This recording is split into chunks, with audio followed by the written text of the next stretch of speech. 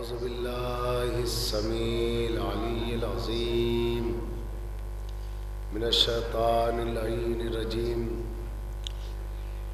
अल्हम्दुलिल्लाहिल्लज़ी ला यब्लुगु मिदहतहुल क़ाइलून वला युहसी नग़्माहुल आदून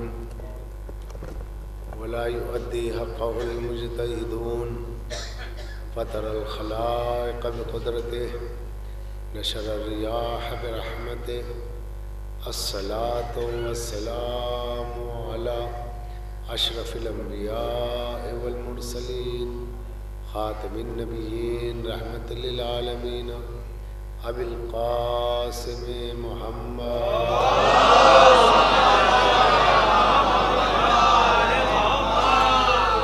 वस्सलातु वस्सलामु अला अहले बैतिहि तय्यबीन ताहिरीन अल मासूमीन अल मज़लूमीन अल मुंतजबीन अल्लज़ीना ज़बल्लाहु अन्हुमुर रिस्सा अहलल बैत व युताहिरुहुम तत्हीरा।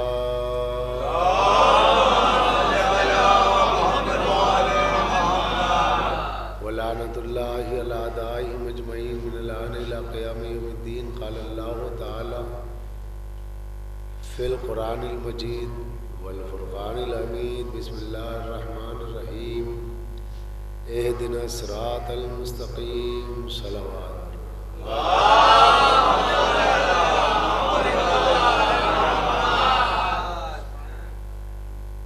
जाने के रामी मैंने कल हदीस सकलैन पढ़ी थी और उसी ज़िम्न में कुछ मारूज़ात मुझे आज भी अर्ज़ करने थे, लेकिन वहाँ तर्जुमा एहदिना सिरातल मुस्तक़ीम, एहदिना सिरातल मुस्तक़ीम के तर्जुमे के ज़रिए दावत ख़िताब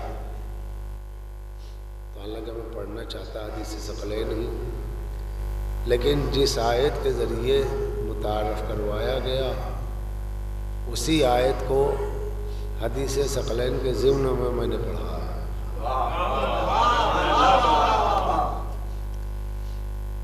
कि अल्लाह की हम्द व सना खल्लाक़ लम यज़ल जल्ले जलालुहु जल्ले शानुहु की अज़मत बेपनाह, जिसकी तारीफ़ हम जैसे हेजमदान नातवा कर ही नहीं सकते।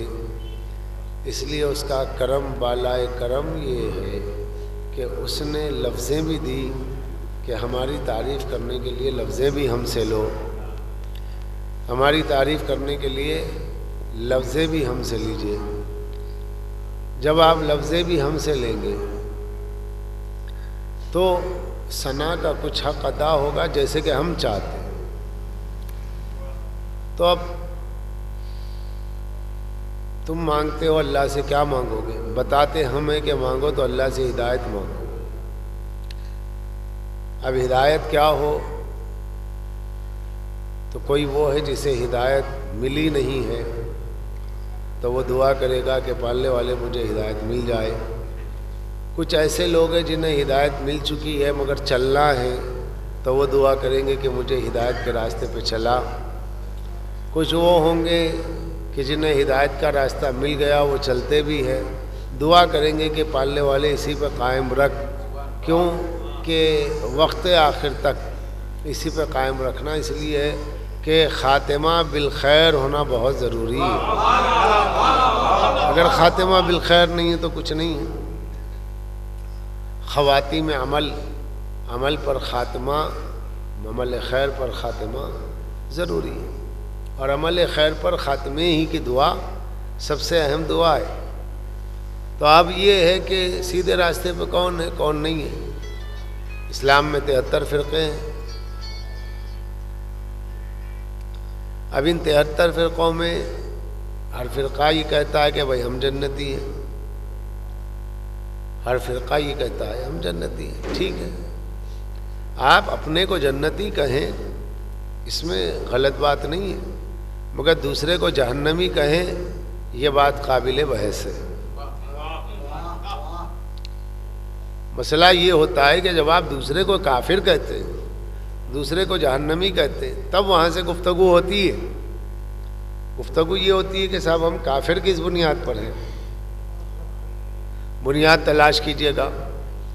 कुरान हमारे पास है, काबा हमारे पास है, क़िबला हमारे पास है, नबी का आखिरी नबी का अक़ीदा यानी ख़त्म नबूवत का अक़ीदा हमारे पास है, अल्लाह की तौहीद, अल्लाह को एक को इकता मानना ये हमारे पास है, रसूलुल्लाह को आखिरी नबी मानना ये हमारे पास है। जब हम अल्लाह को इकता मानते हैं, क़यामत पर ईमान है, काबे को क़िबला मानते हैं, फिर किस वजह से हम काफिर हैं? आए अगर आप अपने को जन्नती कहें तो इसमें बहस नहीं है, दूसरे को दोज़खी कहा जाए इस पे बहस है। जन्नत में जाने के लिए क्या सबब है? ला इलाहा इल्लल्लाह वो है हमारे पास। जन्नत में जाना क्या है? मोहम्मद रसूलुल्लाह वो है हमारे पास। जन्नत में जाने का भाई अलीउन वलीउल्लाह, बोले यहाँ फ़र्क हो गया। तो भाई सवाल बस मुख्तसर सा इतना ही है कि जब अली अल्लाह के वली हैं कि नहीं हैं, भाई अली अल्लाह के वली हैं तो इसी को अरबी में कहे अलीउन वलीउल्लाह। जिस बात को उर्दू में मान के आप एतराज़ नहीं करते, उसी को अरबी में पढ़ के क्यों होते? अब भाई अली अल्लाह के वली है तो हैं, लेकिन कलमे के साथ जॉइंट है तो भाई हमारे पास कलमे के साथ जॉइंट है, आपके पास नहीं है। तो इतनी छोटी सी बात तो नहीं है कि अली को अल्लाह का वली तो सभी मानते हैं। तो अगर हम रसूलुल्लाह की रिसालत का इनकार कर दे तो काफिर हैं, उन्हें ख़त्मुन नबी ना माने तो काफिर हैं, अल्लाह की तौहीद को ना माने तो काफिर हैं। मगर अलीउन वलीउल्लाह के कहने से अगर काफिर हो जाए तो फिर अजीज़ों बहुत सी रिवायात इस तरह की मिलती हैं कि जन्नत के दरवाज़ों पर भी अलीउन वलीउल्लाह है, जन्नत के पत्तों पे भी है, अर्श इलाही पे भी। अबू साले कशफी तिरमिज़ी अल हनफी जो शाहजहाँ के दौर के बहुत बड़े पीर तरीक़त थे और आलिम थे, उन्होंने अपनी किताब कौकब दुर्री में लिखा, नफ़ाइसुल मनन फ़ी ज़िक्र सैयदना अबिल हसन में उनकी तौसीक़ की गई है कि बहुत बड़े आलिम थे। तो मनाक़िब की रिवायात में ये चीज़ें मिलती हैं। तो काफिर कहने का सबब होना चाहिए, काफिर कहने की वजह होना चाहिए। वजह क्या है? जो आदमी खुद हिदायत की तरफ हो उसे चाहिए दूसरे के लिए दुआ करे कि पालने वाले जैसे मैं हिदायत पर हूँ, मुझे यकीन है वैसे दूसरे को भी हिदायत का रास्ता मिल जाए। अच्छा, ये हिदायत का रास्ता किस तरीके से मिलेगा? हिदायत का रास्ता मिलने के लिए अजीज़ान गिरामी एक दूसरे से गुफ्तगू करना पड़ेगा। ज़मीन के झगड़े में लड़ाई होगी, जन जर ज़मीन तीन चीज़ें ऐसी हैं कि जिन पर लड़ाई होती है। जन जर ज़मीन, दीन का मसला न जन का है, न जर का है, न ज़मीन का है।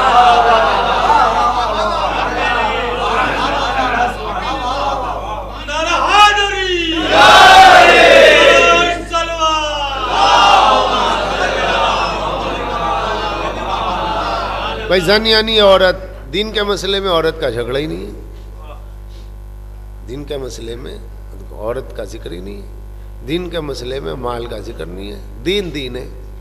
तो इंसान अगर जन जर ज़मीन इन तीन चीज़ों को मौजू बनाता है तो हर दौर में इन तीन से तबाही हुई है।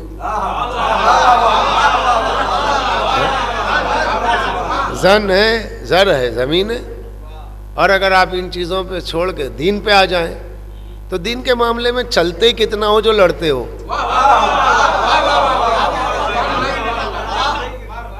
दीन पे आदमी चलता कितना है जो लड़ता है। तो दीन पे लड़ना नहीं है, दीन पे चलना है। लेकिन अब ये दीन कौन सा हो? अल्लाह वाला दीन हो, अल्लाह वाला दीन हो। अब अल्लाह वाले दीन पे सभी चल रहे हैं, तौहीद को सब मानते हैं, नबूवत को सब मानते हैं, क़यामत को सब मानते हैं। तो फिर झगड़ा क्या है? 72 या 73 फ़िरक़ों के झगड़े की बुनियाद क्या है वो तलाश कीजिए। हर एक कहता हम सिराते मुस्तकीम पे, हर एक कहता हम सिराते मुस्तकीम पे। समझे कैसे? सबके दरमियान इख्तिलाफ है। समझने का कम से कम तरीक़ा तर्जुमे देख लीजिए, जिसके तर्जमे से यकीन पैदा हो जाए वो हक़ पर है, जिसके तर्जमे से शक पैदा हो जाए तो ये। तो तर्जुमे मुख्तलिफ हैं, मुख्तलिफ लोगों ने मुख्तलिफ तर्जुमे किए। अब दो तर्जुमे, एक शिया तर्जुमा, एक सुन्नी तर्जुमा। अहले सुन्नत के तर्जुमे में ज़्यादातर यो है कि पालने वाले हमें सीधा रास्ता दिखा। किसी ने कहा सीधा रास्ता चला, मगर अहले बैत वालों ने तर्जुमा किया अल्लाह में सीधे रास्ते पर कायम रख, साबित कदम रख, क्योंकि नबी रास्ता दिखा चुके और रसूल रास्ता चला चुके। जब सरकार रास्ता दिखा चुके और चला चुके तो अब उस पर मरने की दुआ करो कि इसी पे दम निकले, इसके सिवा और कोई रास्ते ही नहीं। यहाँ सीधे रास्ते से मुराद क्या है? दीन इस्लाम। ये सीधा रास्ता सिरात सोए से और सिरात सीन से भी। जब सीन से इसके माना आ जाए तो ये और माना देता है। सिरात को सिरात इसलिए कहते हैं कि ये शर्त से, शर्त को शर्त इसलिए कहते हैं कि वो शय जो चलने में अपने चलने वाले को मुकम्मल हासिल कर ले, निगल ले, उसे कहते हैं सिरात। ये लुग़वी तहक़ीक़ है, अभी ये याद आई तो कह रहा हूँ। अल्लामा इब्न क़य्यिम ने इसे लिखा है, तफसीरी नुकात, अल्लामा इब्न क़य्यिम की किताब। सिरात, सिरात के माने सीधी राह पर चलना। सिरात को सिरात इसलिए कहते हैं कि वो चस्पीदा होता है चलने वाले के साथ। चस्पीदा हो जाना, जुदा नहीं होना। और इसके एक माना रस्सी के भी हैं। जब सीन से इसके माना, एक माना रस्सी के भी है। तफसीर नईमी जिल्द अव्वल है, अल्लामा अहमद यार खान नईमी ने इसका एक माना ये भी दिया है। फिर अभी से हमने कुरान में तलाश किया तो फिर एक कुरान की एक आयत दूसरी आयत की तफसीर करती है। कुरान ने कहा वातसिमू बिहब्लिल्लाहि जमीअन वला तफर्रकू, वातसिमू बिहब्लिल्लाहि जमीअन वला तफर्रकू। ऐ लोगो, अल्लाह की रस्सी को मजबूती से थामो, इसमें इख्तिलाफ पैदा न करो। तो ये रस्सी बनती कैसे? का रस्सी अखेरी नहीं होती, दोहरी होती है। रस्सी अखेरी नहीं होती है, दोहरी होती है। ये दोहरी जो रस्सी होती है ना, इसी को हबल कहते हैं। इसी को हबल कहते हैं। हबल यानी रस्सी, दो चीज़ों से बनी हुई।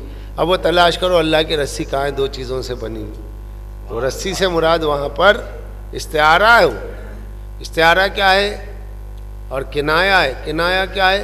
इसका मतलब ये हुआ, ये बात कही जा रही है कि यहाँ दो ख़ास चीज़ें हैं कि ये दो चीज़ें दो हो करके जब एक बन जाती है बट करके, तो इनसे ताल्लुक़ मजबूती से रख लो, कभी जुदा नहीं हो सकते, और कभी जुदाई पड़ गई तो तुम गुमराह हो जाओगे। तो वो जो हबलुल्लाह है वो क्या है? सीधे रास्ते पे वो है जिसके पास अल्लाह की रस्सी हो।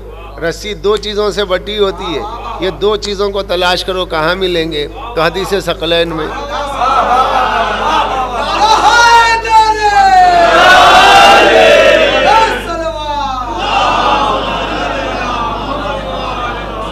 दो चीज़ें, वो दो चीज़ें तिरमिज़ी शरीफ में, इन्हीं तारीखों फ़ीकुम सकलैन किताब अल्लाह व इतरती। मैं तुम्हें दो चीज़ें छोड़े जा रहा हूँ, एक अल्लाह की किताब, एक मेरे अहले बैत। माइन तमस्सक तुम भी माँ, जब तक तुम इन दोनों से वाबस्ता रहोगे, लन तसिल्लु बादी, मैं गारंटी देता हूँ तुम हरगिज़ गुमराह नहीं हो सकते। तो अब ये 73 फ़िरक़े हो कैसे गए? तो तलाश कीजिएगा कि छूटा क्या है। भाई एक दूसरे पे इतराज़ करने से, तानाज़नी करने से तो होगा नहीं। जन्नत में सब जाना चाहते हैं, तो देखो छूटा क्या है। नबी की सुन्नत तो नहीं छूटी है। अगर सरकार दो आलम की सुन्नत छूट गई है तो गुमराही पर हो, सरकार दो आलम की सीरत छूट गई है तो गुमराही पर हो। नहीं, नबी की सीरत भी महफूज है, नबी की सुन्नत भी महफूज है, कुरान भी महफूज है, तो अब छूटा क्या? का अहले बैत छूटे? का नहीं, अहले बैत नहीं छूटे, हम भी मानते हैं। तो मानने का मतलब क्या होता है? क्या अहले बैत से नमाज ली है? क्या अहले बैत से रोज़ा लिया है? माइन तमस्सक तुम, अहले बैत से वाबस्तगी का मतलब वाबस्तगी के नारे नहीं, अहले बैत से नमाजें लेना, इनसे वाबस्ता होना, कुरान इनसे लेना, हदीस इनसे लेना, तफसीर इनसे लेना, नमाज इनसे लेना। अगर अमल इनसे ले रहे हो तो अल्लाह के रसूल फरमा रहे हैं, सरकार दो आलम का इरशाद है, अगर कुरान और अहले बैत से वाबस्ता रहे तो मैं गारंटी देता हूँ कभी गुमराह हो ही नहीं सकते। लोगों ने कहा कुरान और अहले बैत, नहीं, ये हदीस मशहूर नहीं हुई। हालांकि 20 सनदों से ये हदीस साबित है। लेकिन लोगों ने इस हदीस को छुपाया। दूसरी हदीस कुरान और सुन्नत, ठीक है, उससे भी इनकार नहीं है। कुरान और सुन्नत, अब ये तलाश करो सुन्नत है कहाँ। सुन्नत क्या है? जो सरकार दो आलम करे वो सुन्नत है, जो सरकार दो आलम बोले वो हदीस है। सुन्नत क्या है? रसूलुल्लाह के तरीक़े का नाम है। सुन्नत क्या है? मुस्तफ़ा सल्लल्लाहु अलैहि वसल्लम के कौल का नाम है। सुन्नत तरीक़ा, लन तजिद अली सुन्नतिल्लाहि तब्दीला, अल्लाह हरगिज़ हरगिज़ तरीक़े में तब्दीली नहीं देखेगा। वलन तजिद अली सुन्नतिल्लाहि तब्दीला, हमारी सुन्नत में, हमारे कानून में, हमारे दस्तूर में कोई तब्दीली नहीं। तो सुन्नत, कुरान और अहले बैत की जगह लोगों ने क्या कहा? कुरान और अहले बैत हदीस सकलैन, तिरमिज़ी में मौजूद है, बाल्फाज दीगर, और सही मुस्लिम शरीफ में भी किताबुल मनाक़िब में मौजूद है, ये हदीस सकलैन है। इसके मुकाबिल में लोगों ने कहा नहीं, एक हदीस और है। हदीस वो क्या है? कुरान और सुन्नत, ठीक है। तो रसूलुल्लाह की सुन्नतों में इख्तिलाफ है नहीं। अब अगर जो सुन्नत से इख्तिलाफ करेगा वो क्या हो जाएगा? तारीक़ सुन्नत। सरकार की सुन्नत को कोई छोड़ दे वो तारीक़ सुन्नत। सुन्नत का मतलब रसूलुल्लाह का दस्तूर, रसूलुल्लाह का कानून। अब आके देखिए कि कहीं सुन्नत तो नहीं छूट गई। भाई सुन्नत क्या है? रसूलुल्लाह ने अजान जो दिलवाई थी, रसूलुल्लाह ने नमाजें जो पढ़वाई थी, रसूलुल्लाह ने हज जो करवाया था, सरकार दो आलम ने मसाइल जो बयान किए थे, उसमें अगर कोई सुन्नत छूट गई है या बदल गई है या तब्दील की गई, तो इसका मतलब ना उसका ताल्लुक़ रसूलुल्लाह से, ना उसका ताल्लुक़ सुन्नत मुस्तफ़ा से। क्या इसकी क्या मिसाल है? कई एक मिसालें आपके सामने मौजूद है। इबादत के तौर पे आप देख लीजिए, नमाज के तौर पे देखिए, रोज़े के तौर पे देखिए। तो आपको जैसे नमाज ही को अगर ले लें तो सरकार दो आलम नमाजें मिला के पढ़ा करते थे।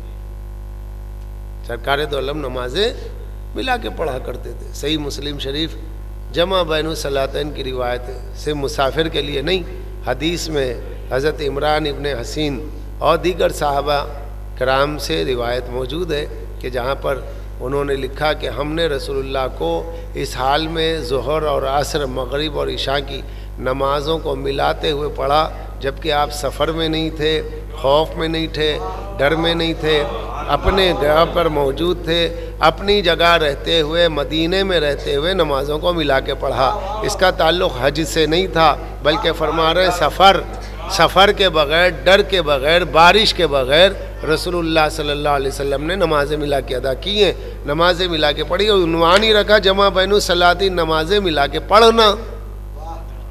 तो अब अगर हम इस सुन्नत के मुताबिक पढ़ रहे हैं तो नबी के साथ सुन्नत पे चल रहे हैं, और अगर हमने इस तरीक़े को बदल दिया तो हमें देखना होगा क्या रसूलुल्लाह ने इस तरीक़े को बदल दिया, तो इसका मतलब ये हुआ पहला फ़ेल जो है मनसूख हो गया, दूसरा नासिख हो गया। नमाजें कब तक मिला के पढ़ी गई ये तलाश कीजिएगा, तो आपको मालूम होगा पहले दौर में भी पढ़ी गई मिला के, दूसरा दौर आया, दूसरे दौर में ऐलान हुआ, खलीफा साली ने ऐलान किया कि नमाज़ों को अलग-अलग पढ़ो। हज़रत शाह वलीउल्लाह मुहद्दिस दहलवी ने अपनी किताब इज़ालतुल ख़िफ़ा में अव्वलियात के बाब में इसे लिखा, और इसी को शिबली नौमानी साहब ने अल फ़ारूक में लिखा कि खलीफा सानी ने हुक्म सादिर किया कि आज से नमाज़ें अलहदा पढ़ी जाए। जो उन्होंने कहा उसी हुक्म को नाफिज हुआ, और उसके बाद तब से नमाज़ें अलहदा पढ़ी जा रही है। अब सवाल ये पैदा होता है कि रसूलुल्लाह ने नमाज़ें मिला के पढ़ी है, ये दूसरे दौर में जब हुक्म आया नमाज़ें अलहदा कर दो, तो अजीज़ों कलमा पढ़ा जाता है मोहम्मदुर रसूलुल्लाह का, तो नमाज भी उसी तरीक़े की पढ़ी जाएगी जो रसूलुल्लाह ने फरमाया है। हमने वो तरीक़ा अपनाया जो रसूलुल्लाह का है, तो हमें कहा गया ये राफ़ज़ी है।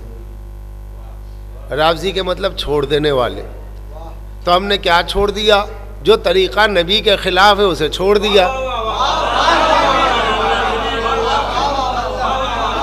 जो रसूलुल्लाह के तरीक़े के ख़िलाफ़ तरीक़ा हमने छोड़ दिया, जो रसूलुल्लाह का तरीक़ा नमाज है उसे कबूल किया। अजब नहीं, इसीलिए किताब बुखारी शरीफ में बाबुस्सलात में और गालिबन हदीस नंबर 449 449 पर ये हदीस आपको मिल सकती है कि अल्लामा वहीदुज़्ज़मान ने तर्जुमा किया कि जहाँ पर मौलाए कायनात हज़रत अली से लोगों ने कहा या अली नमाज आप पढ़ाएं। हज़रत अली ने नमाज़ पढ़ाई। नमाज़ पढ़ने के बाद लोगों ने कहा आज आपने वो नमाज़ पढ़ाई है कि जो हम रसूलुल्लाह के दौर में पढ़ा करते थे।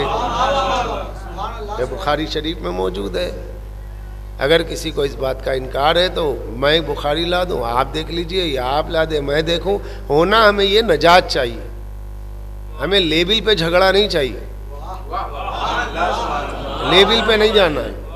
लेबिल जो है वो झगड़े की चीज़ हो रही है ना, तो लेबिल पे न जाइए।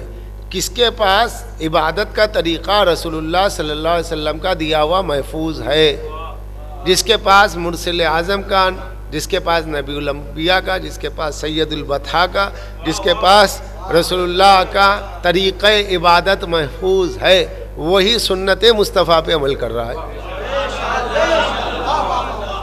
अगर इसके खिलाफ कोई पढ़ रहा है पढ़े, लेकिन हमसे ये न कहे कि ये तुम कहाँ से पढ़ते हो। हमें ये पूछने का हक है कि आपने अलग कहाँ से किया, क्योंकि हमारे पास तरीक़ा मौजूद है। अल्लामा मौता इमाम मालिक मौजूद है। हज़रत इमाम मालिक ने किताबुल मौता में लिखा है कि सरकार दो आलम नमाज़ें मिला के पढ़ा करते थे। इफ्तार की बात आ गई कि चलिए भाई इफ्तार करते। क्या है कुरान क्या कह रहा है? वातिमुस्सियामा इलल लैल, रोजे को रात पे खत्म करो। लैल लैल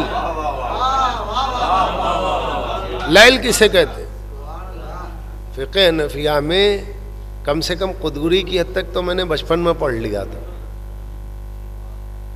हमारे असातिज़ा से हमने जो पढ़ा है वो ये है कि मगरिब सुर्खी के नमूदार होने को कहते हैं गर्ब से, और इशा लैल पे कहते हैं जब सुर्खी सियाही में बदल जाए। अब जो लोग नमाज पढ़ाते हैं खुद उनसे पूछिए कि हुजूर इशा कब है, तो कहा इशा का वक्त नहीं। ये जो आजकल वक्त जो घड़ी वाला ये नहीं चलता है, रोज़े में भी ये नहीं चलता, इसका कोई एतबार ही नहीं है घड़ी का। शफक का एतबार, शफक क्या कि इशा का वक्त है जब मगरिब की सुर्खी सियाही से बदल जाए तो इशा का वक्त शुरू होता है। क्यों? इशा के वक्त को लैल कहते हैं, लैल कहते हैं। अब हमारा रोज़ा क्या, हम रात पे रोज़ा ख़त्म करते हैं। जब रात पे रोज़ा ख़त्म करते हैं तो रात शुरू ही जब होती है जब वक्त इशा हो, वक्त इशा हो। यही वजह है। अच्छा अब ये भी देखिए कि नमाज पहले के रोज़ा पहले, लोग कहते हैं नमाज पहले रोज़ा बाद में। जब नमाज पहले रोज़ा बाद में तो अज़ीज़ान गिरामी रोज़े में ताख़ीर हुई। चलिए ये हमारी बात है। कुतिबा अलैकुमुस्सियाम कमा कुतिबा अलल लज़ीना मिन क़ब्लिकुम अपनी जगह पर, वअतीमुस्सियामा इलल लैल, और रोज़े को तमाम करो लैल पर, रात पर। तो अब ये लैल पे तमाम करना है तो ज़रा हमें सहाबा के दरमियान में भी, सरकार दो आलम के चाहने वालों के दरमियान में भी इस बात को देखना होगा किसने कैसे रोज़ा रखा। अगर हमारा अमल किसी एक सहाबी से भी मिलता हो तो हम क्या हैं, बातिल पर नहीं। किसी सहाबी के बारे में कुछ भी इख्तिलाफ हो, मौला अली के बारे में क्या है तो भाई उनके बारे में इख्तिलाफ नहीं है, आपसे इख्तिलाफ है, हज़रत अली से इख्तिलाफ नहीं है। हज़रत अली से हमारा इख्तिलाफ नहीं है, आपसे इख्तिलाफ है। तो ठीक है, हज़रत अली से इख्तिलाफ नहीं है तो हज़रत अली का अमल क्या था? इमाम मालिक ने किताब मौता में, किताब सौम में लिखा, रोज़े के बयान में लिखा। जो मुझे याद आता है मैं बयान कर रहा हूँ, और जा कर के चेक कर लीजिएगा कि वो अपने रोज़े के बयान में लिखते हैं, इफ्तार के बयान में लिखते हैं कि हज़रत अली रज़ी अल्लाह ताला अन्हु रोज़ा नमाज इशा पढ़ करके रोज़ा तमाम करते थे, तब इफ्तार करते थे। अब उसके बाद हदीस है कि मैं इल्म का शहर हूँ, अली उसका दरवाज़ा है। फिर उसके बाद हदीस है अली माल हक़ वल हक़ मा अली। अल्लामा निसाई ने सही निसाई में लिखा है कि अली हक़ के साथ अली के साथ। बात तमाम हो गई। जब अली हक़ के साथ अली के साथ, तो अली का रोज़ा कब तमाम होता था? का जब इशा का वक्त आता था, नमाज इशा पढ़ कर। वो मगरिब और इशा मिला के पढ़ते थे। इशा की नमाज के बाद क्या करते थे? वो रोज़े का इफ्तार करते थे। तो हम कौन है? शियान अली। और अली का दीन क्या है? दीन मुस्तफ़ा। मुस्तफ़ा का दीन क्या है? दीन खुदा। कुरान का हुक्म क्या है? रात में तमाम करो।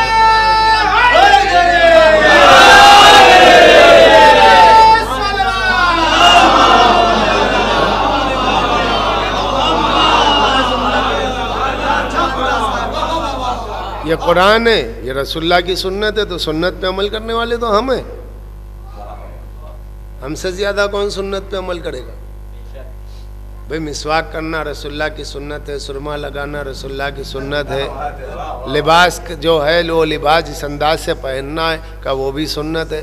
ये तमाम सुन्नतें। खाने की सुन्नत है, रसूलुल्लाह मीठा खाते थे तो मीठा खाना सुन्नत है। सरकार दो आलम बकरी का गोश्त जो होता था, वो दाहिने हाथ का गोश्त जो होता वो हुजूर को पसंद होता, दस्ते रास उसे खाया करते थे। कहा ठीक है। सरकार दो आलम लौकी को ढूंढ ढूंढ के खाते थे, तो इसलिए लोग कहते हैं कि भाई लौकी खाना सुन्नत है। खाने की सुन्नत याद है, पीने की सुन्नत याद है, नमाज़ों की सुन्नत याद है। ये सारी सुन्नतें नमाज के पहले के जो रकतें, नमाज के बाद की जो रकतें का वो सुन्नत है। तो सुन्नतों के बगैर तो कुछ नहीं है ना, सुन्नतों के बगैर कुछ नहीं है। तो रसूलुल्लाह जो करें वो सुन्नत है। तो हुजूर ने क्या किया? कहा कि सरकार दो आलम मिंबर पर बैठे, अल्लामा निसाई ने लिखा, निसाई शरीफ बुखारी मुस्लिम अबू दाऊद तिरमिज़ी, बुखारी मुस्लिम अबू दाऊद तिरमिज़ी इब्ने माजा, छठी किताब निसाई। तो सियाह सित्ता की आखिरी किताब है। इसमें अल्लामा निसाई ने हदीस लिखी है कि अली का जिक्र करना इबादत है। तो रसूलुल्लाह ने अली का जिक्र भी किया, फरमाया अली का जिक्र करो, इबादत है। कमाल है, किसी का जिक्र को इबादत नहीं कहा गया, अली के जिक्र को इबादत कहा गया। और अली का जिक्र इबादत करके फरमाया कि देखो उसका जिक्र, मेरा जिक्र, मेरा जिक्र खुदा का जिक्र, उसका जिक्र, मेरा जिक्र, मेरा जिक्र खुदा का जिक्र है। वो मेरी सुन्नत बताएगा, वो मेरी हदीस बताएगा, वो मेरा फ़ेल बताएगा, वो मेरा कौल बताएगा। अब जो अली के साथ होगा वो सिराते मुस्तकीम पर होगा। क्यों? इसलिए कि अली नबी के सुबह के भी गवाह, शाम के भी गवाह, रसूलुल्लाह के साथ बचपन गुजरा, रसूलुल्लाह के साथ जवानी गुजरी, सरकार दो आलम के हर मोड़ के गवाह हैं। सीरतुन नबी नामुकम्मल है अगर अली का जिक्र ना हो। ये अली वाहिद गवाह है जिसके बगैर सीरतुन नबी लिखी नहीं जा सकती। इसलिए कि नबूवत का ऐलान ज़ुल अशीरा का नाम है और अली के बगैर ज़ुल अशीरा नामुकम्मल है।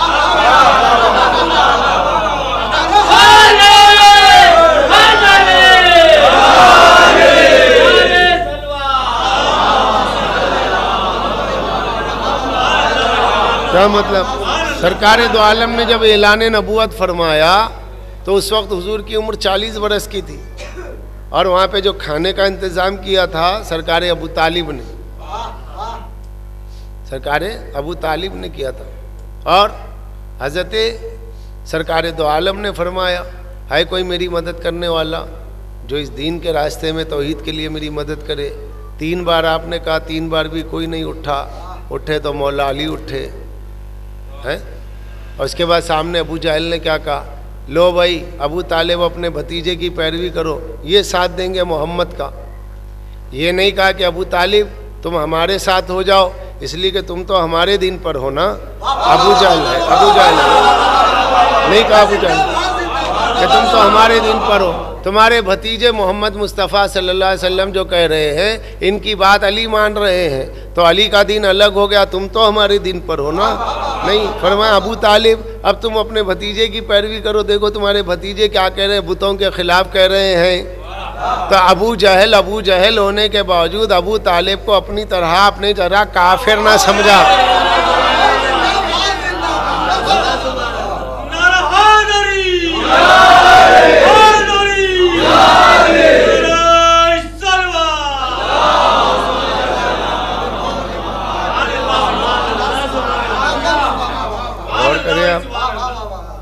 तो बातें मुख्तलिफ हो जाएंगी। मैं अपने मौजू पर हूँ कल वाले, क्योंकि कुरान और अहले बैत यही हब्लुल्लाह, अल्लाह की रस्सी।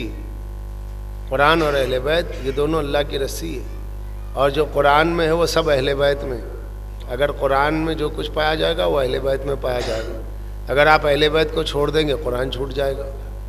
अजी आपकी क्या हैसियत है, ना पढ़े ना लिखे। अगर कुछ पढ़े लिखे है भी तो अजमी है, ईरानी, हिंदुस्तानी, इतना ही तो है। मगर हज़रत अदी इब्न हातिम की रिवायत तिरमिज़ी शरीफ किताबुस्सौम में मौजूद है। तिरमिज़ी शरीफ किताबुस्सौम में मौजूद है कि जिस वक्त ये आयत नाजिल हुई, कुतिबा अलैकुमुस्सियाम कमा कुतिबा अलल्लज़ीना मिन क़ब्लिकुम, फिर वो आयत है कुलू वशरबू हत्ता तबय्यना लकुमुल खैतिल अबयज़ मिनल खैतिल अस्वद मिनल फज्र, खाओ पियो यहाँ तक कि रात में का काला धागा सफ़ेद धागे से बदल जाए। काला धागा सफ़ेद धागे से बदल जाए तब तक खाओ। तो उसके बाद जैसे ही आयत नाजिल हुई, हज़रत अदी इब्न हातिम जो साहबी रसूल हैं, उन्होंने काला और सफ़ेद डोरा लिया और उसे अपने तकिए के नीचे रख के सो गए। बार बार उठ के देखते थे कि काला सफ़ेद से बदल जाए। अरबी है, अरबी साहबी है ना, मगर इसके बावजूद अरबी का लफ्ज़ जो है वो समझ ना सके। वो अरबी के लफ्ज़ की मुराद क्या? लफ्ज़ खेत है, खेत के माने धागा है, रिबिन। तो उन्होंने उसको वही समझा। जब सुबह हुई आए रसूलुल्लाह के पास, कहा या रसूलल्लाह कुरान की आयत पे मेरा ईमान है। कुरान ने कहा काला धागा सफ़ेद धागे में बदलने तक खाओ पियो। मैं देख रहा हूँ मेरा रोज़ा पूरा चलेगा, मतलब ये कि सुबह नमूदार हो गई, फजर हो गई, काला धागा सफ़ेद में बदला ही नहीं। तो सरकार ने कहा तूने जो समझा वो नहीं है, यहाँ काले धागे से मुराद रात है, यहाँ सफ़ेद धागे से मुराद सुबह है। यानी रात की सियाही सफ़ेदी के बदलने में, सुबह की सफ़ेदी में बदलने तक खाओ, ये सहर का वक्त लिखा है। तो सोचने की बात है, जब हज़रत अदी इब्न हातिम जैसे साहबी रसूल कुरान मजीद पढ़ रहे हैं और अरबी में कुरान नाजिल हुआ, ये ख़ुद अरबी साहबी है। जब एक अरबी सहाबी होकर के कुरान की एक लफ्ज़ को समझ ना पाए तो अज़ीज़ान गिरामी क्या गारंटी है कि आप समझ लेंगे, आप पढ़ लेंगे। इसलिए का कुरान अल्लाह की जानिब से नाजिल हुआ है, लिहाजा आए लोगों तुम कुरान और अहले बैत की पैरवी करो। इसके लिए सहाबा के हवाले नहीं किया, अहले बैत के हवाले किया।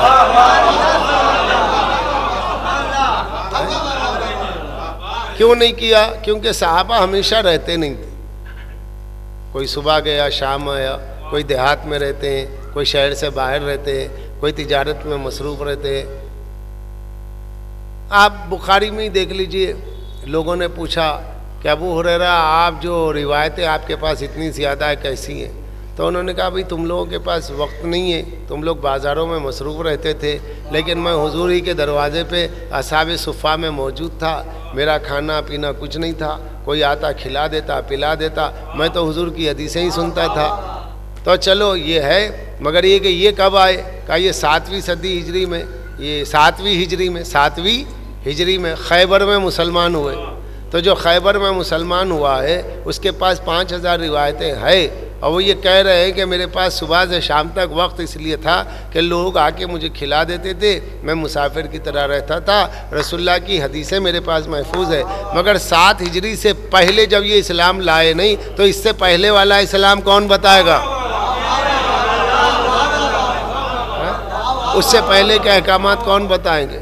अगर आप शेखैन पे आ जाएं तो उनके पास जो है रिवायतें बड़ी कम हैं, बड़ी रिवायतें कम हैं, उनसे रिवायतें ही बहुत कम पाई जाती हैं। हज़रत अबू हुरैरा से ज़्यादा पाई जाती है, लोगों से कम पाई जाती। कहा क्यों कम पाई जाती? कहा साहब वो हदीस बयान करने में घबराते थे कहीं रसूल पे गलत मंसूब ना हो जाए है? और खलीफा सानी का ये अमल था कि वो कुरान के मामले में ज़्यादा लोगों को राग़िब करते थे। लोगों बस कुरान पढ़ते रहो, कुरान काफ़ी है। लेकिन हदीस का मसला आता तो कहते थे कि इसे तुम बयान न करो, सब बयान न करें, बल्कि हदीस के मजमूए को उन्होंने जला दिया। ये तबक़ात इब्न साद में मौजूद है। क्यों? ताकि लोग कुरान ना छोड़ दें, हदीस के चक्कर में कुरान ना छोड़ दें। उन्होंने कुरान के मुकाबिल में कई लोग हदीस को तरजीह ना दें, जिसके मन में आ काला रसूलुल्लाह, जिसका दिल चाहे काला रसूलुल्लाह, जैसे कुरान कुछ रहा ही नहीं। लिहाजा उन्होंने कहा कि भाई देखो हदीसों का मजमुआ जो है ये हम जला देते हैं। उन्होंने हदीस का मजमुआ जला दिया। जब हदीस का मजमुआ जला दिया तो उसके बाद अमल करने क्या रहा? अमल करने के लिए हज़रत अबू हुरैरा रहे, वो आए 7वीं हिजरी में। ये उनसे पहले मौजूद है, जिनकी पहले की हदीसें मौजूद है वो जल चुकी है। अब मसला ही होता है चले किस पर, इसलिए अल्लाह के नबी ने कहा कुरान और अहले बैत। हाँ, मेरे जहन में वो हदीस में महफूज है कि जहाँ ये है सहाबी का नजूम ब्याई मक़तदयतुम एहतदयतुम, मेरे साहबा सितारों की मानिंदे, इसमें जिनके साथ चाहे चलो तुम हिदायत पाओ, मगर जिनके पीछे चलो तुम हिदायत पा जाओगे। ये बड़ी मुश्किल बात इसलिए कि साहबा 1.25 लाख हैं। सरकार दो आलम की रहलत के बाद, वफ़ात पैगम्बर के बाद, वफ़ात सरकार दो आलम के बाद साहबा बढ़ जाते हैं। कुछ हज़रत अली के साथ हैं, कुछ हज़रत अली के मुकाबिल में हैं, कुछ हज़रत अली के दुश्मनों के साथ है, कुछ हज़रत अली के साथ है। अब साहबा 3 तरफ बटे हुए हैं। ये जो एक दूसरे को मार काट हो रही है तो ज़रूर इनमें से एक हक़ पर एक बातिल पर है। कहा नहीं साहब, एक हक़ पर एक बातिल पे नहीं है। बात ये कि दोनों भी हक़ पर है। एक को गलत फहमी हो गई थी, एक को गलत फहमी हो गई थी। तो बात हुआ जिसे गलत फहमी हो गई थी उसे किसी ने बताया कि नहीं बताया? ये बताने की जिम्मेदारी किस पे थी? का उनकी थी जो पे, तो उन्होंने बताया कि नहीं बताया? ये बताइए। तो अब ये सहाबा जो है 3 हिस्सों में बट गए, जमल, सिफ़ीन, नहरवान। अब इससे पहले भी बटे हुए नज़र आते हैं। तो अब सहाबी, हर सहाबी का अमल मोतबर तो होगा नहीं, इसलिए कि हर सहाबी रसूलुल्लाह की खिदमत में है नहीं। जब हर सहाबी नहीं है तो जो है उसी की बात होगी। जो है तो कौन है? अगर आप कहें खलीफा सानी है तो उन्होंने अपने हदीस का मजमुआ खुद ही जला दिया है, अमल करने क्या है? तब कहाँ जाए आदमी? वहीं आना पड़ेगा कि जिस ड्योढ़ी के लिए खलीफा दोयम ने कहा था अली ना होते तो मैं हलाक हो जाता। बात इल्म की है, बात हिदायत की है। फिर आप ये देखिएगा कि हदीस के मजमूए को जला देना और फिर उसके बाद में अब कुरान के मसले जब सामने आते हैं तो मसले बड़े मुश्किल पड़ जाते हैं। तो वहाँ पर आवाज़ दी जाती। अल्लामा इब्न अब्दुल ने किताबुल इस्तियाब में लिखा है कि खलीफा सानी कहा करते थे अली ना होते तो मैं हलाक हो जाता। तो हम ये कह रहे हैं हदीस सकलैन की रोशनी में कि सिर्फ़ और सिर्फ कुरान और अहले बैत से मुराद कौन? फिर इख्तलाफ हुआ। कहा कि अहले बैत में अज़वाज भी हैं, अहले बैत में औलाद भी है, अहले बैत में असहाब भी है। तो ये फ़ैसला भी हदीस किसा ने पूरा कर दिया जब सरकार दो आलम ने 4 तन को अपनी कमली में लिया, अपनी चादर में लिया, ले करके कहा अल्लाहुम्मा हाउला अहले बैती, ऐ मेरे अल्लाह यही मेरे अहले बैत है। जब इन 4 तन को लेके कहा, वो 4 तन कौन है? अली, फातिमा, शब्बीर और शब्बर, यही तो 4 तन है। रसूलुल्लाह मिला के 5, इसलिए कहते हैं 5 तन, 5 तन। जब ये 5 तन एक चादर में आ गए तो सरकार ने क्या तारुफ करवाया? कहा अल्लाह यही मेरे अहले बैत है, ये मेरे अहले बैत है। हालांकि हज़रत बीबी उम्मे सलमा मौजूद है, हज़रत उम्मुल मोमिनीन बीबी उम्मे सलमा मौजूद है। वो फरमाती है मैं भी आ जाऊँ? कहा नहीं, तुम जहाँ हो खैर पर हो, मगर यहाँ अहले बैत से मुराद बस ये है, ये वो है जिन्हें अल्लाह ने हर रिज से, हर नजासत से पाक रखा। क्योंकि कुरान में पाकी है, कुरान ऐबदार नहीं है। कुरान में कोई चीज़ ऐसी नहीं है कि जो आपको माज़अल्लाह गुमराही का सबब बने। तो कुरान चूँकि हिदायत करने वाला है, अल्लाह ने फरमाया मैंने अहले बैत को पाक रखा। जब अहले बैत को पाक रखा तो रसूलुल्लाह ने बताया कि देखो यही अहले बैत है कि जिन्हें अल्लाह ने पाक रखा है। अब कुरान में जो पाकी है वो इनमें मिलेगी, कुरान में जो सिफत है वो इनमें मिलेगी। कुरान का पढ़ने वाला कभी गुमराह नहीं होगा, अहले बैत का मानने वाला कभी गुमराह नहीं होगा। सलावत पढ़ दे मोहम्मद वाले मोहम्मद।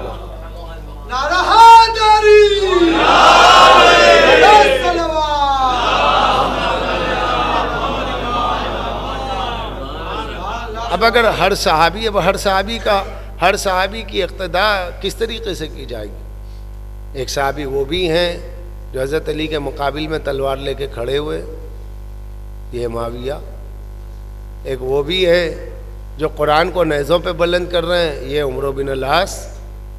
तो हम किसकी बात माने?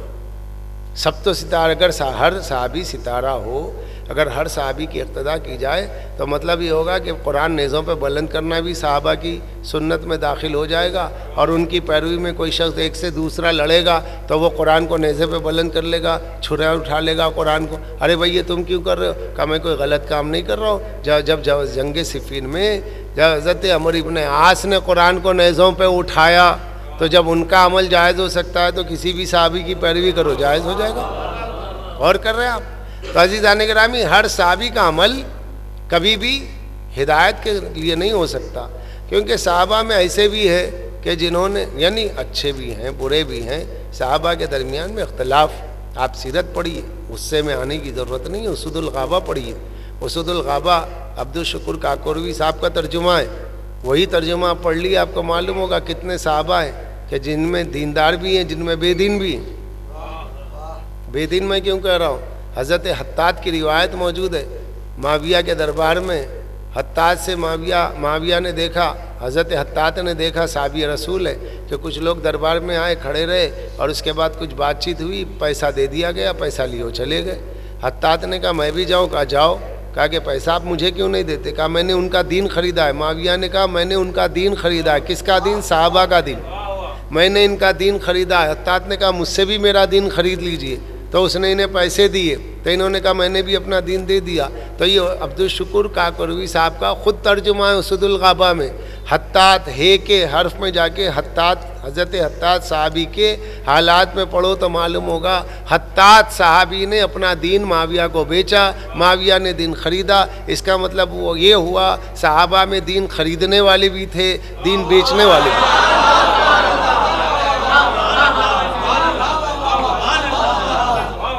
अब मैं जो हवाला दे रहा हूँ उसे नोट कीजिए, और इस रिकॉर्ड को अगर कोई सुनने वाला हो तो उसे सुनवाइए कि मैं अपने घर से नहीं पढ़ रहा हूँ। ये उसदुल गाबा का तर्जुमा अब्दुल शुकुर काकोरवी साहब ने किया है, और उन्होंने लिखा है कि हत्तात साहबी ने दीन को बेचा, माविया ने दीन को ख़रीदा।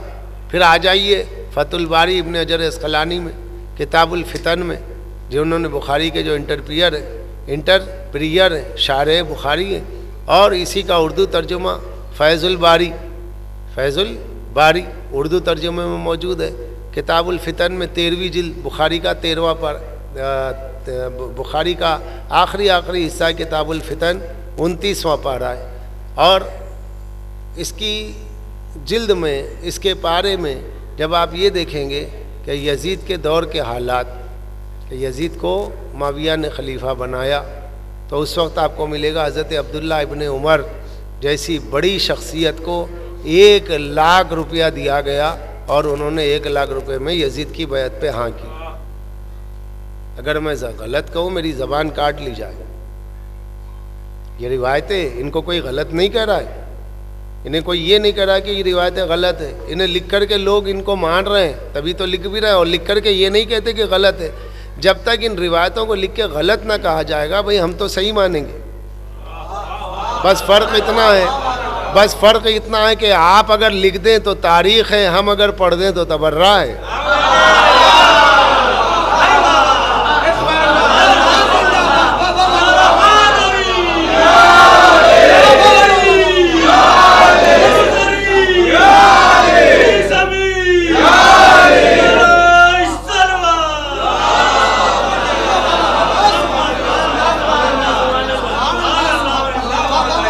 और हम जहाँ तक हमारा अपना एतक़ाद है कि सहाबा किराम उन ज़वात मुक़द्दसा का नाम है जिन्होंने ईमान की हालत में रसूलुल्लाह का चेहरा मुबारक देखा, और जो ईमान की हालत में गुज़रे दुनिया से, उन पर लाखों सलाम, उनकी अज़मतों को। उनसे कोई मतलब नहीं है कि सहाबा को नहीं मानते, सहाबा को मानते, लेकिन सहाबा से मुराद क्या है? कौन से सहाबा?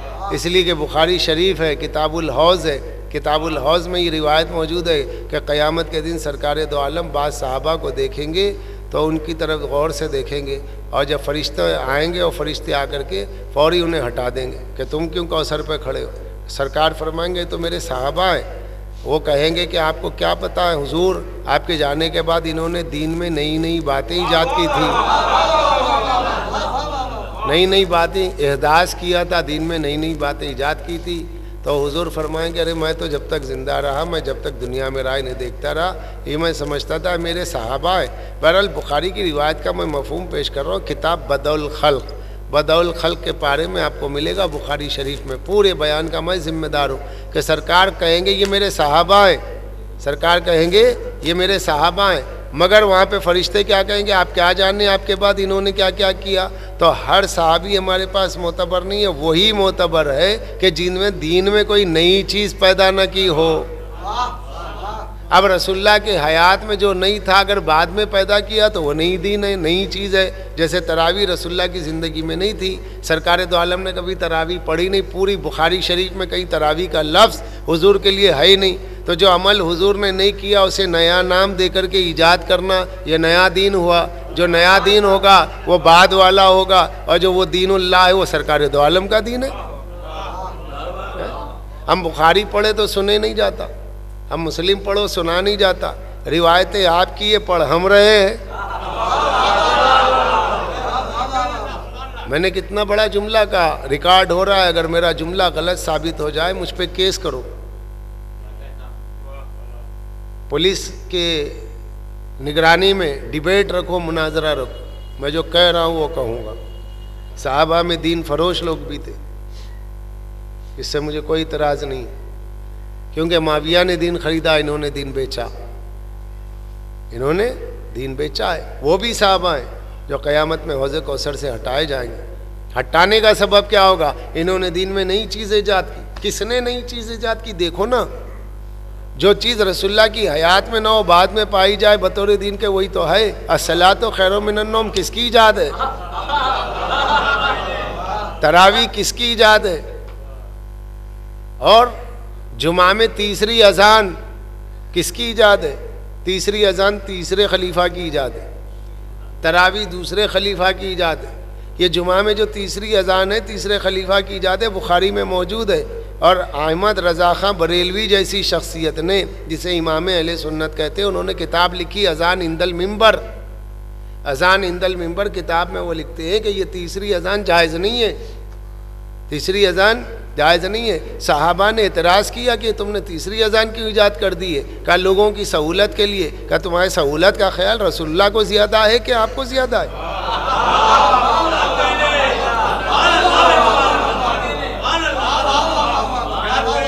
अरे भाई मैं खुली बात कर रहा हूँ, देखिए आवाज़ सब तक पहुँच रही है, कान में उंगलियाँ डालने से हक नहीं छुप सकता।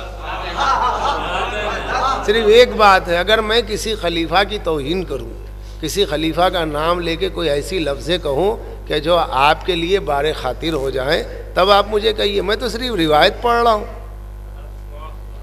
मैं तो क्या पढ़ रहा हूँ? बुखारी में ये है कि तीसरी अजान उन्होंने इजाफा, तीसरी अजान का इनमें इजाफा, इन्होंने इजाफा किया है। और साहबा में कातिल भी हैं तीसरे खलीफा के। किसने मारा? अरे वो सब्बाइयों ने मारा। कहाँ के सब्बाई? अब मैं नाम लेता हूँ, अब बताइए।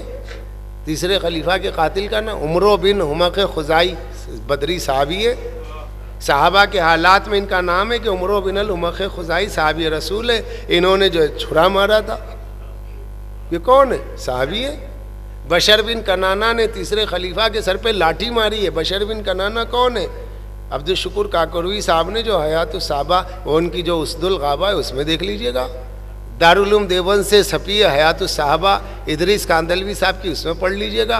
बशीर बिन कनाना बड़े सहाबी का नाम है, सहाबी रसूल है। उनके नाम के आगे बशीर बिन कनाना के रज़ी अल्लाह ताला अन्हु लिखा हुआ है। और ये भी लिखा है यही वो फ़र्द है जिन्होंने हज़रत तीसरे खलीफा के सर पर लाठी मारी थी। जहजा गफ़ारी साहबी है, इन्होंने लाठी मारी थी। तीसरे खलीफा को कत्ल करने वाले खुद साहबा हैं। फिर इनमें जिसकी चाहे पैरवी करो, हिदायत कहाँ से मिल जाएगी?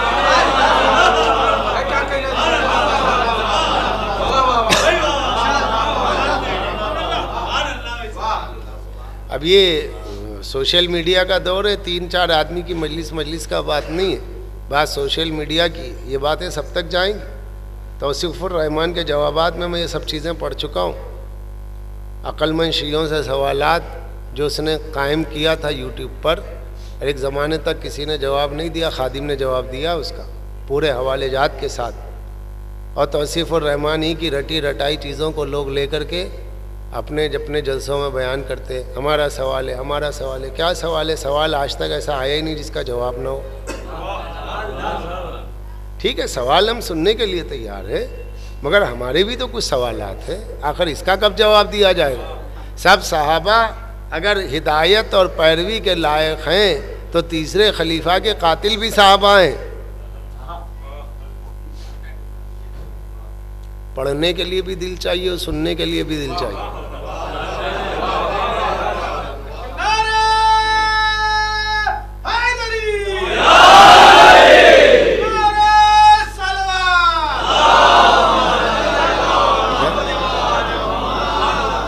अगर मेरी बात गलत है, मेरा कोई जो पूरा रिकॉर्ड गौर से सुनिए, जहाँ तक मेरी आवाज़ जा रही है उसमें एक आध जुमला मैं ऐसा कह रहा हूँ कि जो खिलाफ हकीकत है, तो अब मैं कोई पाकिस्तान का ख़तीब तो हूँ नहीं कि वीज़ा मिलेगा नहीं मिलेगा है। मैं तो इसी इंडिया हैदराबाद का हूँ।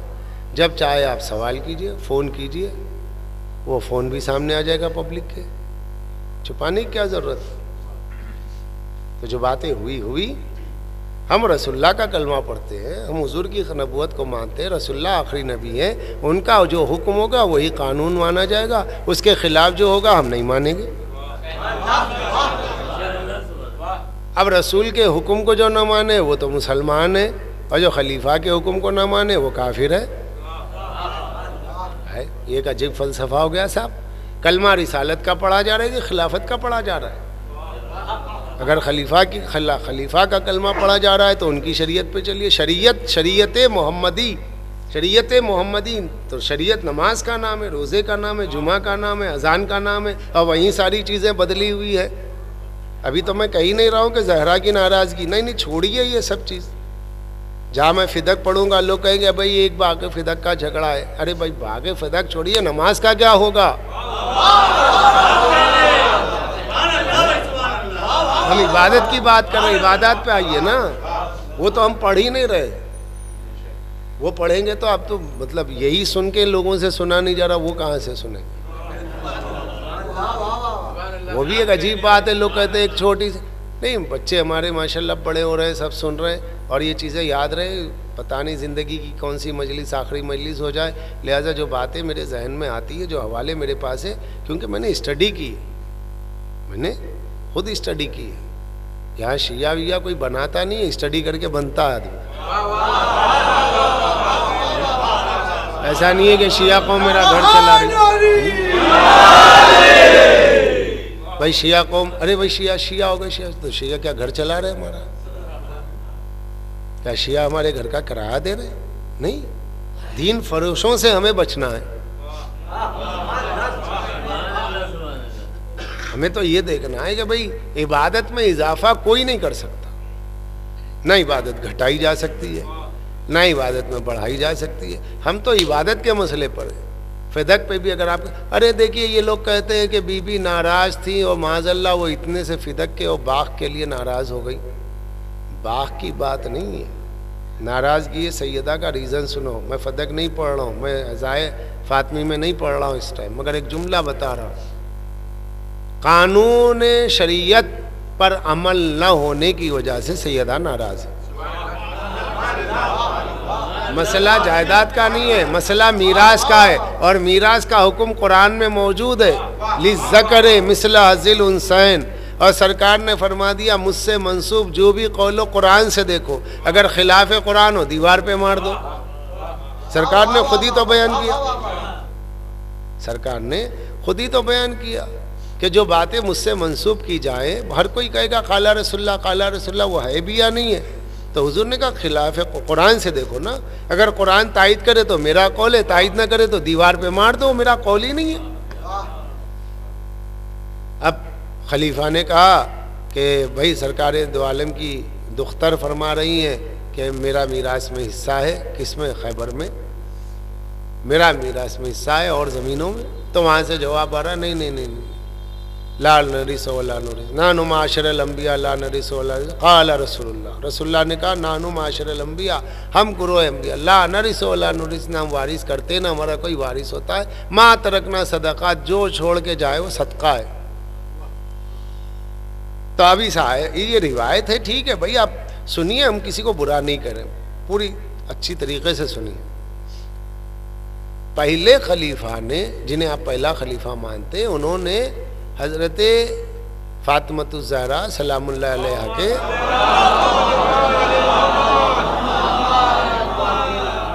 अपने वालिद की जायदाद में मीरास तलब करने पे कहा कि सरकार ने फरमाया, इसका गवाह कोई नहीं है, वो खुद गवाह है, सरकार ने फरमाया, मैंने खुद सुना, सरकार ने फरमाया हम गुरोह अंबिया का कोई वारिस नहीं होता, हम गुरोह अंबिया का कोई वारिस नहीं होता, जो हम छोड़ें, जो हमारा विरसा है वो सदका है, वो सदका है।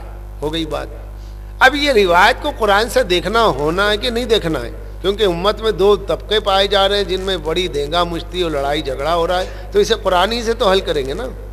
कुरान पे आगे कुरान ने कहा वरिसा सुलेमान दाऊद, सुलेमान दाऊद के वारिस हुए, सुलेमान दाऊद के वारिस हुए।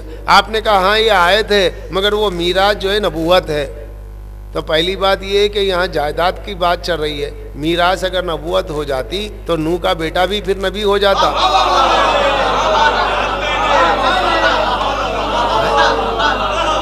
अगर नबूवत मीरास है तो कितने बेटे हैं? हजरत दाऊद के 19 बेटे हैं। दाऊद का एक बेटा सुलेमान नबी होता है तो मीरास बटी कहाँ? फिर 18 बेटे बेनबी के हो गए, बगैर नबूवत के। नबूवत को आपने मीरास में कहा तो हजरत दाऊद के 19 बेटे वारिस सुलेमान दाऊद, सुलेमान दाऊद के वारिस है। ऐसी मजलिसों को बैठ के आकर के सुनना चाहिए।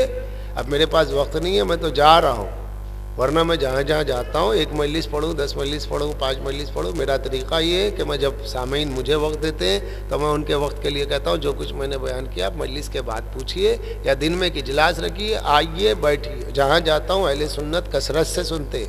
मैं किसी खलीफा को अरे तुरे वगैरह वगैरह कह के किसी के पेशवा को गाली नहीं दे रहा।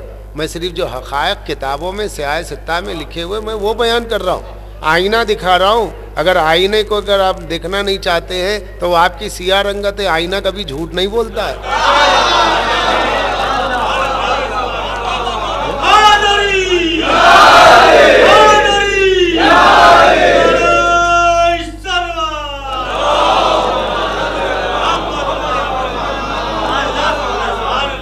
अरे भाई खुलफा को नहीं मानते, खुलफा को नहीं मानते, खुलफा को नहीं मानते। अरे ये तो पूछो क्यों नहीं मानते। अगर आप पूछते हैं क्यों नहीं मानते तो मैं रीज़न बता रहा हूँ भाई, यूँ नहीं मानते कि उन्होंने जो रिवायत पेश की वो कुरान से टैली नहीं होती है। और कुरान से टैली नहीं होती है तो बीबी नाराज़ हो गई। बीबी बाग के लिए नाराज़ नहीं हो रही है, कानून शरीयत पेश कर रही हैं। और जब कानून शरीयत को माना नहीं जा रहा तो बीवी को सदमा हो रहा है कि अरे पूरी ज़मीन भी अगर मेरी मिल्कियत होती तो मैं मुसलमानों में तकसीम कर देती, लेकिन ये कि अभी मेरे बाबा के कफन को मिट्टी ने हाथ नहीं लगाया है और यहाँ पर कानून शरीयत समझ में नहीं आ रहा है कि मैं कुरान पेश कर रही हूँ, कुरान के ख़िलाफ़ रिवायत को लोग कानून बना रहे हैं। तो इस बात का सदमा था कि अल्लाह के नबी ने बेटियों को इज़्ज़त देने के लिए, अल्लाह ने बेटियों को इज्जत देने के लिए, क्योंकि अरब तो बेटियों को दफन कर देते थे, कहा कि ये नबी वो है जो बेटी को इज्जत दे रहा है, जिसके खुदा ने बेटी की जायदाद मुकर्रर की है। अगर पहले ही मरहले में खुद नबी की बेटी बेजायदाद हो जाएगी तो आने वाले गैर मुस्लिमीन कहेंगे हमारे जिनकी बेटी को हिस्सा कुछ इस्लाम में नहीं है तो हमारी बेटियां कहाँ महफूज रहेंगी।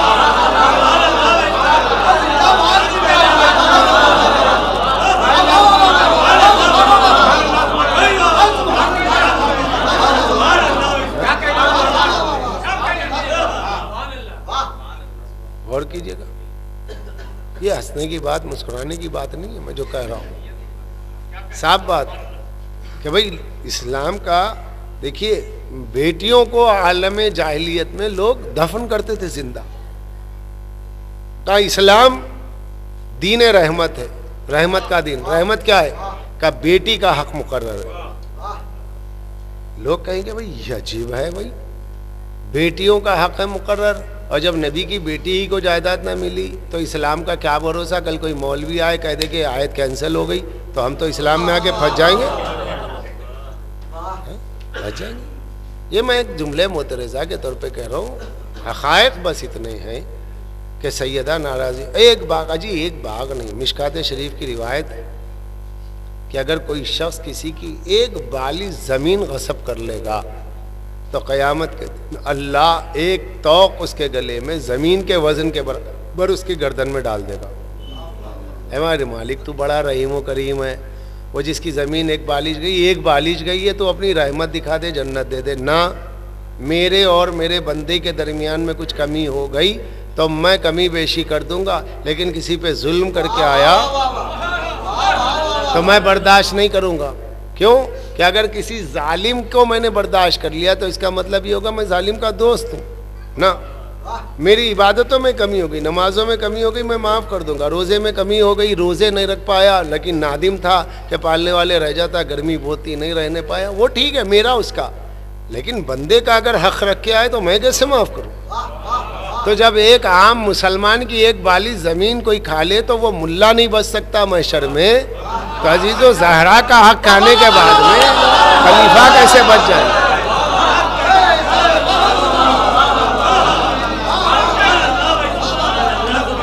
ये बातें हैं।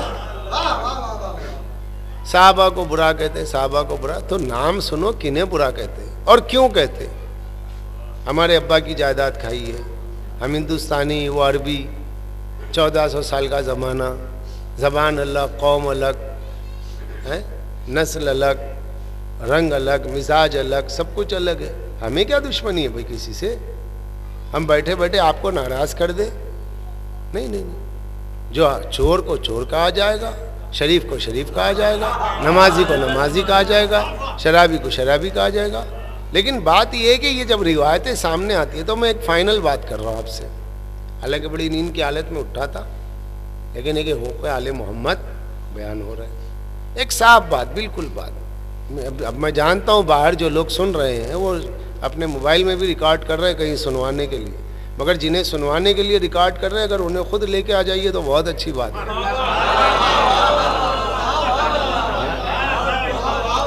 इससे अच्छी कोई बात नहीं है भाई। जहाँ दूर दूर सुनते हैं वहाँ करीब होके आप भी सुने, हम भी सुने। कोई इल्ज़ाम तराशी तो नहीं है ना, कोई इल्ज़ाम तराशी नहीं है ना। मेरी जुमलों के साथ हवाले हैं, रिवायतें हैं, बात तो मोतबर कुतुब की है। तो बात सिर्फ ये है कि इतनी बहसी नहीं होती, ना शिया होता ना कोई सुन्नी होता, ये सब बातें बेकार हो जाती। सिर्फ एक इतना कर देते कि भाई नाराज़गी सैयदा की रिवायत जो बुखारी में है वो झूठी है। अगर कोई ये कहते नहीं ज़ईफ़ है, बात ही ख़त्म।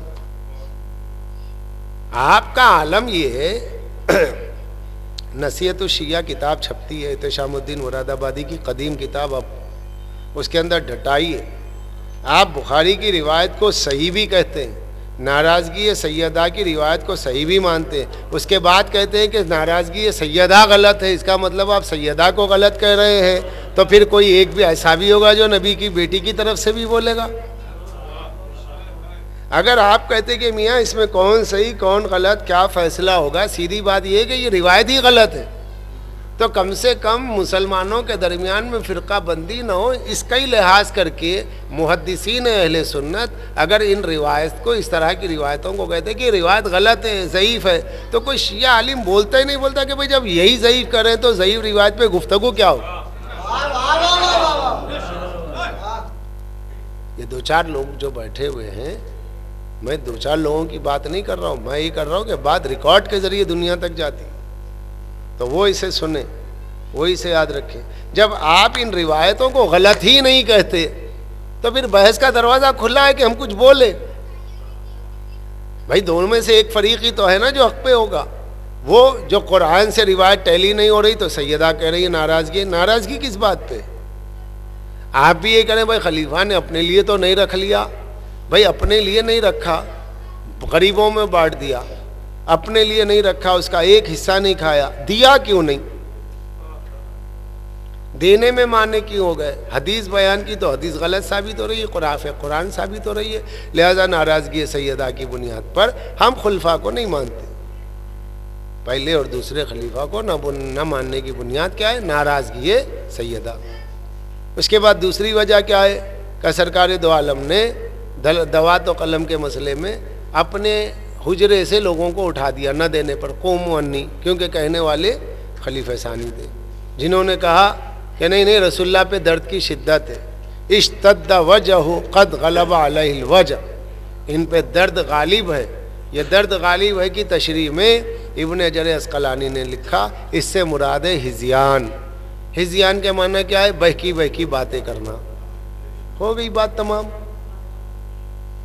अब हम रसूलुल्लाह की अज़मत के लिए कहते हैं कि भाई हुजूर के जहन के लिए कभी तसव्वुर नहीं किया जा सकता वो बहकी बहकी बातें करे। वो नबी है, मासूम है, तो सेहत में भी नबी है, बीमारी में भी नबी है, जवानी में भी नबी है, बुढ़ापे में भी नबी है।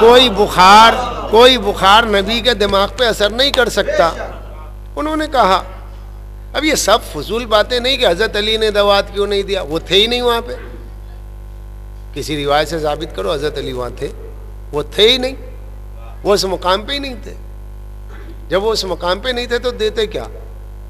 और फिर उसके बाद में नहीं, ये वो सीधी बात ये कि वह इतने लोग बैठे हुए थे, रोकने वाले एक ही साहब थे। अब आप ये कह रहे नहीं मोहब्बत में रोका कि हुजूर का मर्ज ना बढ़ जाए, तो भाई बीमार कह रहा है मुझे पानी दो, प्यास लगी है, आप कह रहे नहीं रहने दो, बेचारे तक पानी पहुंचाते पहुंचाते पता नहीं हाथ उठाने में बड़ी मशक्कत होगी, लिहाजा पानी ही ना दो। हाँ, बीमारी में अरे नहीं शर्त शिद्दत बढ़ जाएगी, दर्द बढ़ जाएगा, अभी रहने दो। हुजूर कह रहे लन तजिल्लु बादी, लाओ दवा तो कलम, हरगिज़ गुमराह नहीं हो सकते। तो ये हरगिज़ गुमराह न होने का मतलब ये है कि कोई ऐसी बात लिखाना चाहते थे जो लिखाना ज़रूरी था, वो लिखाना चाहते, आप लिखने नहीं देते। उनके लिखाने का मकसद ये था कि उम्मत में तफरीक़ा ना हो, गुमराही ना हो। आपने लिखने नहीं दिया, आपके पेशवा ने लिखने नहीं दिया, नतीजा क्या हुआ? आज उम्मत कई फ़िरक़ों में बटी हुई है, तो इसके जिम्मेदार रसूल नहीं है, वो हैं जिन्होंने रोका।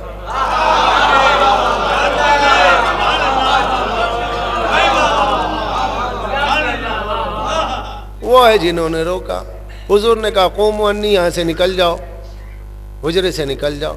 एक छोटा सा सवाल अपने उलमा से पूछना, क्योंकि रटे हुए जो है मैं उनकी बात नहीं कर रहा हूँ, जो बाज़ाब्ता पढ़ते हो उनसे जाके पूछना कि हुजूर ने जब अपने हुजरे से निकाल दिया तो क्या दोबारा बुलाया? जिन्हें नबी ने अपने घर से निकाल दिया हो, हम अपने दिल में कैसे जगह दे दें? भाई कौमो अन्नी, निकल जाओ, निकल गए। फिर उसके बाद हुजूर ने कभी बुलाया? नहीं बुलाया। तो जब तक नबी ने बुलाया नहीं, हम कैसे मान लें सही है? और रसूल पर हिज़्यान का इल्ज़ाम, ये बुखारी की शरह में मौजूद है। यही वजह है हम नहीं मानते। और इन बातों को कितने बार भी कहिए, जो न मानने वाला है वो कभी भी नहीं मानेगा। और सारी बुखारी भी देखेगा, कहेगा अरे इसमें शियों ने दाखिल कर दिया।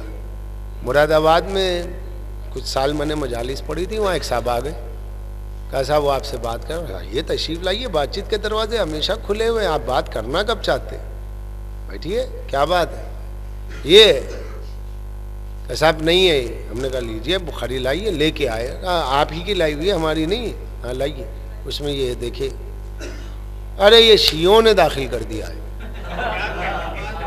देवबंद से छपी हुई बुखारी, उसमें कहाँ से शी आ जाएगा? तकैया आपका मजहब नहीं है, तकैया हमारा मजहब है।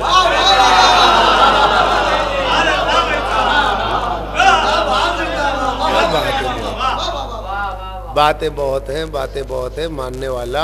मानने वाले को एक हिस्सा चाहिए कि भाई जो नबी की सुन्नत के खिलाफ है, बाबा बहुत बड़े लीडर होंगे, लीडर मानेंगे, मगर ये कि रसूल का जानशीन कैसे मान?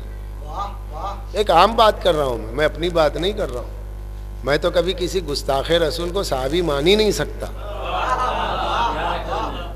साहबा की बहुत अजीम मिसाल है, साहबा बहुत अजीम ज़वात मुक़द्दसा का नाम है। गुस्ताखे रसूल को साहबी नहीं कहते। जो नबी का गुस्ताख हो जाए वो साहबी कहाँ रहेगा?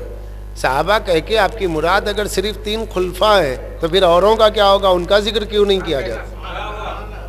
और अगर नहीं साहबा से मुराद जो है सब हैं, तो फिर सलमान का भी जिक्र है, अबूज़र का भी जिक्र है। तो फिर बताइए अबूज़र को जिसने रब्ज़ा भेजा वो कौन था? अबूज़र ने जिसके खिलाफ शाम में आयतें पढ़ी, वल्लज़ीना यकनिज़ुज़्ज़ाब, वो कौन था? तो बहरहाल ये मसले हल होने वाले नहीं है। ज़िद और हट दर्मी का कोई इलाज नहीं। हम जो बातें पढ़ रहे हैं, हम किसी को बुरा नहीं कर रहे। और जो पढ़ा लिखा खतीब होता है वो कभी ऐसा कहता भी नहीं, वो कभी कहता भी नहीं। कहेगा तो उससे पूछिए क्यों कहा? तो इश्क़ रसूल का अगर कभी जज्बा मौजज़न हो जाता है, तो अगर कोई कहता है तुम्हारे नबी होते कि जिनके जहन पे जो है तवाज़ुन, ज़हनी तवाज़ुन बरकरार नहीं था, ये ख़ुद तुम्हारे खलीफा ने कहा, तो नबी की मोहब्बत में लानत ज़बान से निकल जाती है। आपको लगता है तबर्रा पढ़े हो, तबर्रा नहीं होता, वो इश्क़ रसूल का जज्बा होता है। तबर्रा नहीं होता, वो इश्क़ रसूल होता है। रसूलुल्लाह से मोहब्बत है, मोहब्बत रसूल में करा, ज़हरा की मोहब्बत में करा। वो अपने लिए कहाँ कह रहा भाई? वो अपने लिए कहाँ कह रहा? अपना दुश्मन समझ के नहीं कर रहा। तो पहले ये जो गलत फहमी जिसको आप कह रहे हैं गलत फहमियाँ हैं या झूठ है, तो अगर ये झूठ है तो इसको बुखारी से निकाल दो, झगड़ा ही ख़त्म। अब निकाल दो ना।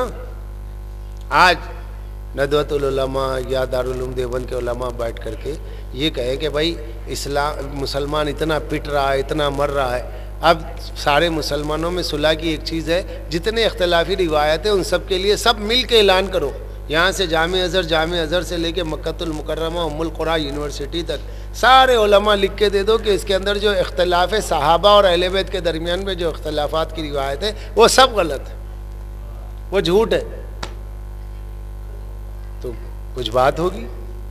लेकिन आप तो इन रिवायत को सही भी कहते हैं और फैसला भी देते हैं कि खलीफा सही है, तो फिर हमें कहना पड़ता है कि नहीं फातिमा सिद्दीक़ा है वो सही है, सब झूठे हैं।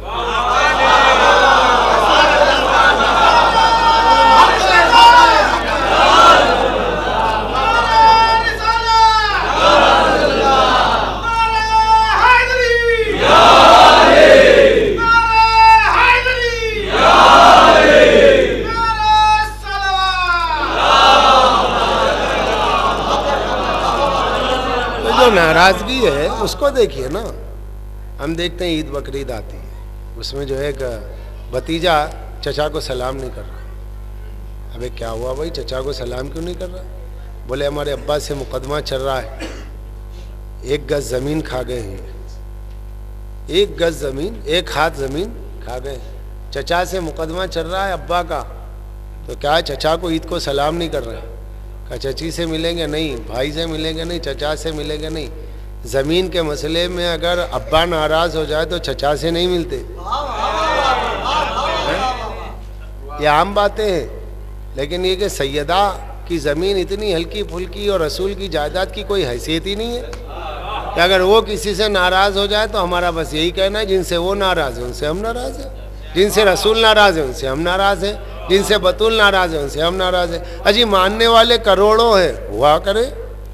हम करोड़ों को देख के इस्लाम नहीं मानते हैं, हम इस्लाम को देख के करोड़ों की तरफ देखते हैं।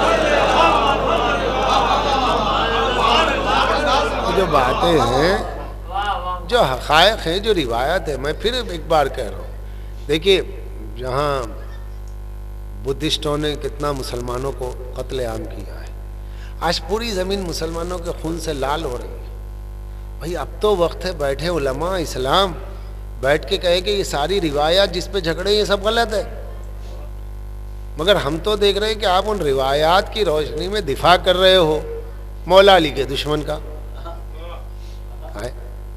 जो तलवार लेके खुला अली के सामने खड़ा है, क्या है वो? और उसके बाद में नहीं भाई फिर इमाम हसन ने सुलह क्यों नहीं की? अब ये देखिए रास्ता, यानी आप छोड़ने ही तैयार नहीं। आप सवालात वही कायम कर रहे हैं कि उन्हें ना छोड़ा जाए। अब जब आप सवालात की जो है कतार बना देते हैं तो फिर हमारे जवाबात भी होते हैं, तो फिर अब वो जवाबात जो होते हैं तो तफसीली होते हैं। अब उसकी जद पे कोई आ जाए हम क्या करें? तो इसमें हमारी कोई क्या गलती होती? जब आप कहते हैं भाई इमाम हसन ने सुलह क्यों की, तो इमाम हसन से पूछे क्यों की? तो कहाँ मिलेगा? वो आप ही की किताब में मिलेगा। क्या आपकी किताब में सुलह हसन नहीं है ना? तो देखिए उसमें क्या लिखा है कि मैं चाहता हूँ कि मेरे जो जितने मानने वाले हैं, जो मेरे मुखलिसीन हैं, इनकी जानें बच जाएं, इस्लाम का तहफ़्फ़ुज़ हो जाए, लोगों का खून ना बहे। किसका? मेरे चाहने वालों का खून ना बहे, इसलिए इसके लिए मैंने सुलह कर ली। सुलह करके किया क्या? कंडीशन, मेरे बाबा पे तबर्रा न करना, मेरे बाप को गाली ना देना। ये पहली फतह है। अगर इमाम हुसैन अगर शाम फतह कर लेते तो क्या होता? हज़रत अली के ख़िलाफ़ जो बातें कही जा रही हो ना होती, उन्होंने कहा जो चीज़ फतह करके कर रही है वो सुलह से ले लूँगा। इमाम हसन नहीं चाहते थे कि मुआविया यजीद को खलीफा बनाए। अल्लामा इब्न हजर अस्कलानी ने फतुल बारी बुखारी की शरह में लिखा है इस बात को कि इमाम हसन ने सुलह की शर्त ये रखी, मुआविया तो अपने बाद खिलाफत को हमारी तरफ लौटाएगा और अपनी जगह किसी को जानशीन नहीं बनाएगा। इमाम हसन ने सुलह इसलिए की कि भाई अगर मैं सीधे सीधे हमला कर दूं तो लोग मुझे कहेंगे कि अरे भाई ये तो क्या अहले बैत है, ये क्या नबी के नवाज है, मुसलमानों पे हमला करके शाम को इन्होंने हुकूमत कर ली है। तो कहा भाई हुकूमत तू कर, मुझे क्या करना है, लेकिन मैं सिर्फ इतना कह रहा हूँ मेरे बाबा को बुरा न कहना। हो गई बात। अपने बाद जानशीन तू किसी को ना बना, क्योंकि तुझे हम मुकर्रर कर रहे, जैसे गवर्नर को कोई मुकर्रर करता है वैसे हम तुझे मुकर्रर कर रहे हैं। शाम की हद तक अगर सबकी जगह मानना होता तो पूरा मक्का मदीना सब हो जाता ना। नहीं, शाम की हद तक गवर्नर की हैसियत से है ना। ठीक है, हम कह देते हैं चलो जाओ हुकूमत करो, हम हुकूमत देने तैयार है ताकि मुसलमानों का खून ना बहे, मगर शर्त ये कि अपने बाद किसी को खलीफा ना बनाना, जानशीन ना बनाना। ये इमाम हसन की शर्त है। अब इस शर्त को तोड़ दिया, तोड़ करके मुआविया ने यजीद को जानशीन बनाया, यजीद को जानशीन बनाया। और लोग कहते भाई साहबा ने बैत भी कर ली। मैं कहता हूँ भाई ठीक है बैत कर ली, लोगों के बैत करने से नहीं है, तुम बताओ कि शराइत क्या थे सुलह के। खलीफा ना बनाना, खलीफा बनाया, शर्त को तोड़ दिया। अब कुरान क्या कह रहा, अल्लज़ीना यनक़ुज़ूना अहदल्लाह मिन बादि मीसाक़िही वयक़तऊना मा अमरल्लाह, वो लोग जो अहद को तोड़ देते हैं, वो ज़मीन पे फसाद करते हैं, ये वो है जिन पे खुदा की लानत है।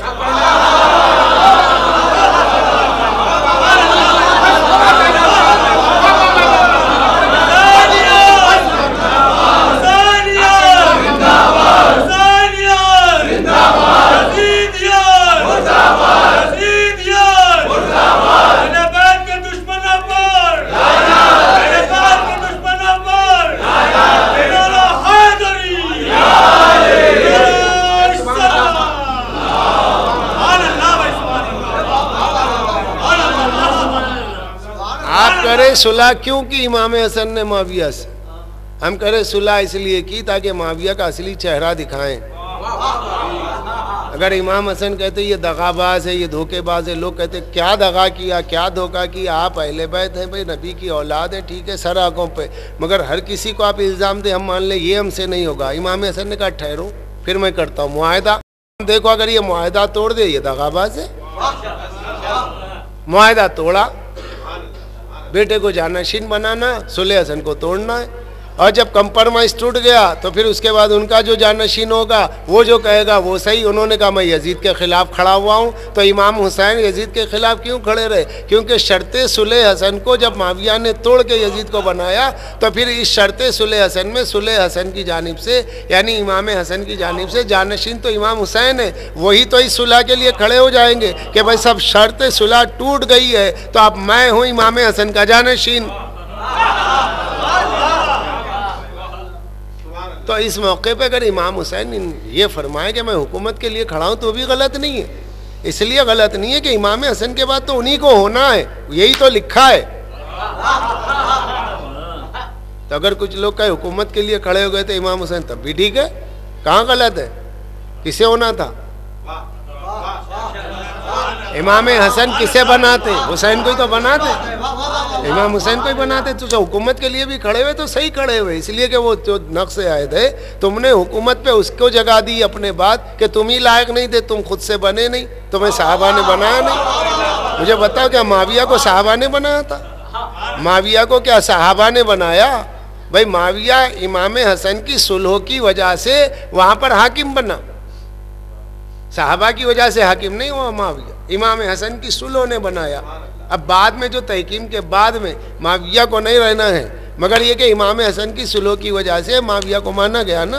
अब मुआविया ने शर्त की खिलाफ वर्जी की, जब शर्त टूट गई तो जंग होगी। अब यजीद की जानिब से जो मुतालिया था और मुतालिबा था कि हुसैन मेरी बैत करे, हुसैन मेरी बैत करे। भाई तू खुद जो बैठा है, तेरे बाप ने शर्त को तोड़ के तुझे बिठाया, तुझे क्या हक था इमाम हुसैन से बैत मांगने का?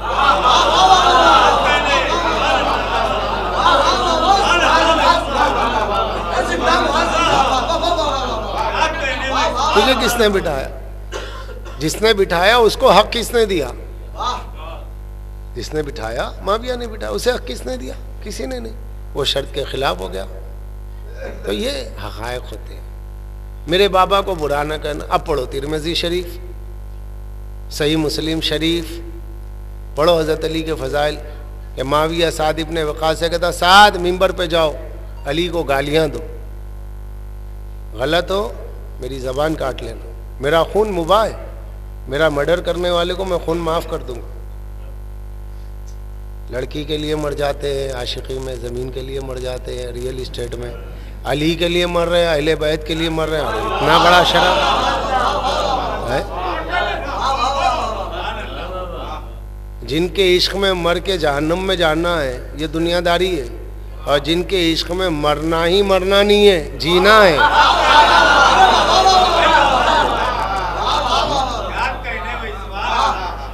तौसीफ़ुर रहमान के जवाबात मैंने दिए, BR इमरान के जवाबात यूट्यूब पे मैंने दिए। किताबें आई तो जिस हद तक मुमकिन हुआ 4-5 किताबें हमने जवाब लिखा है। दुश्मन हमारे बहुत है, हमें इसकी परवाह नहीं, इसलिए कि मौत जब आती है एक लम्हा ना आगे ना पीछे। मारने का सबब बोल, फुला खलीफा को तुमने गलत साबित किया। किससे किया? शिया किताब से या आपकी किताब से? नहीं, हमारी किताब से। सही तो भी ठीक है, बिस्मिल्लाह, किसने रोका है? लेकिन जब अज़मत आले मोहम्मद के तहफ़्फ़ुज़ की बात आ जाए, हक़ ज़हरा की बात आ जाए, तो इन कांधों पे ये सर बोझ हो जाता है। जो भी मेरे मुखालिफ सुनने वाले हैं वो सुने, जो सुनने वाले हैं वो सुने, याद रखें। इसे मैं फिर कह रहा हूँ कि अगर मैं किसी खलीफा को, मेरे बहुत सी मजालिस हैं यूट्यूब पे पड़ी हुई और लोग देखते भी हैं, कमेंट्स भी होते, और कहीं कोई जज्बाती जुमले में मैंने कह दिया तो उसके पीछे कोई कुरान की आयत है या हदीस मुस्तफ़ा है। इंसान के अपने जज्बात का भी इज़हार होता है। सोचो, क्या तुम साहबा की बात कर रहे हो? माविया मिंबर पे खड़े होकर के साद इब्ने वक़ास से कहता है जाओ मिंबर पे खड़े रहो, अली को गालियां दो। ये जो गालियां दिलवा रहा है ये भी साहबी है माविया, जिसको गाली के लिए कह रहा है वो भी साहबी है साद, और जिसके लिए गाली को कह रहा है वो अली को भी तुम साहबी मानते हो। अरे हैरत की बात है भाइयों, जिसको तुम चौथा खलीफा मानते हो, उस चौथे खलीफा को माविया 70,000 मिंबरों से बुरा कह रहा है, और फिर उसके बाद भी वो चौथे खलीफा को तुम चौथा खलीफा मानते हो, और जो उन्हें गाली दे उसे भी अपना मानते हो। है ये क्या मतलब है? तो ये चीज़ें महफूज रखिए। इसलिए हम कहते हैं भाई, जब सहाबा ने, उस दौर के सहाबा ने जो माविया के तरफदार थे, जब उन्होंने अली पे तबर्रा बर्दाश्त किया है तो आप भी बर्दाश्त कर लीजिए, अब तो हमारा दौर है।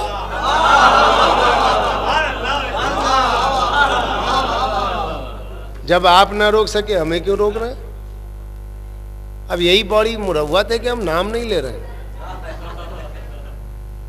क्योंकि अब हमारे यहाँ रोका जाता है भाई नाम मत लीजिए। नाम मुश्किल ये है कि नाम न ले, मगर रसूलुल्लाह नाराज़ किससे हुए, सैयदा नाराज़ किससे हुई? जिन्होंने लिखा उन्हें तो नाम लिखे, जब उनके लिखे नाम को न पढ़े तो फिर क्या करें?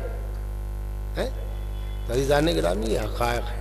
हक़ाइक़ गुस्से से, काफिर कहने से, फतवा कुफ्र का देने से बदल नहीं सकते। जो हकीकत है वो हकीकत रहेगी। मैं शिया सुन्नी में नहीं जाता, मैं ये कह रहा हूँ कि वफादारान रसूल कौन है, नाफरमाने रसूल कौन है। सैयदा जिससे राजी है उसको। दो उम्मत के दो तबके पाए जाएंगे, एक नबी की बेटी की तायद करने वाला, एक हाकिम वक्त की तायद करने वाला। आपको इख्तियार है तो हम दुआ करते हैं कि अल्लाह हमारा हश्र बीवी ज़हरा के मानने वालों में करे, आपका हश्र उनके साथ करे कि जिनसे बीवी नाराज़ थी। इसके सिवा अब क्या कहा जाए?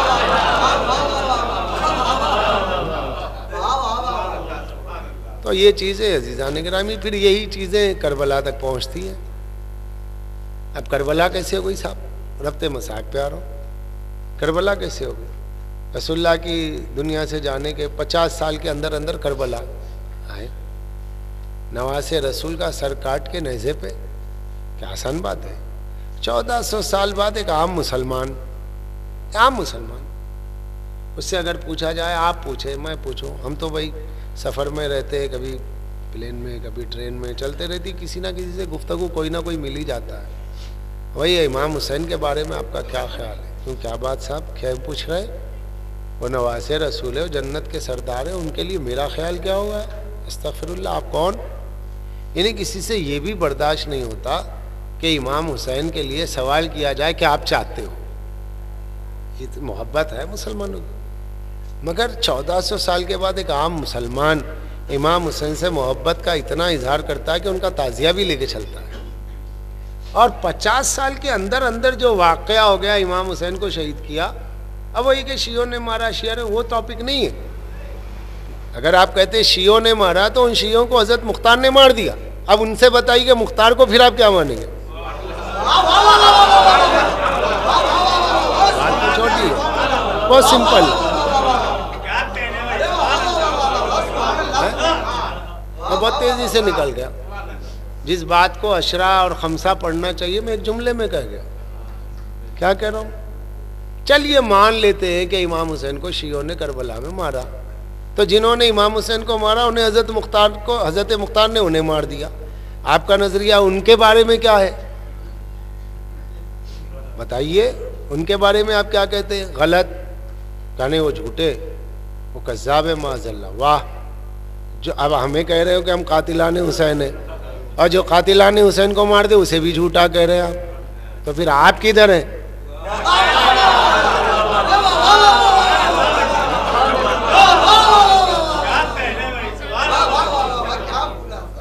आपका तो पता ही नहीं चलता।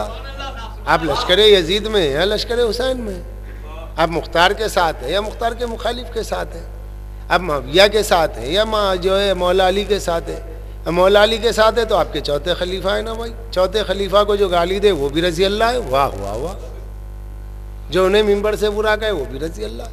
तो करबला का वाक़या ऐसे नहीं हुआ। ये कि पहले से एक लोग इस तरह के अमाल करते रहे, बाद वालों को इंकरेजमेंट मिला, बाद वालों को हिम्मत मिली।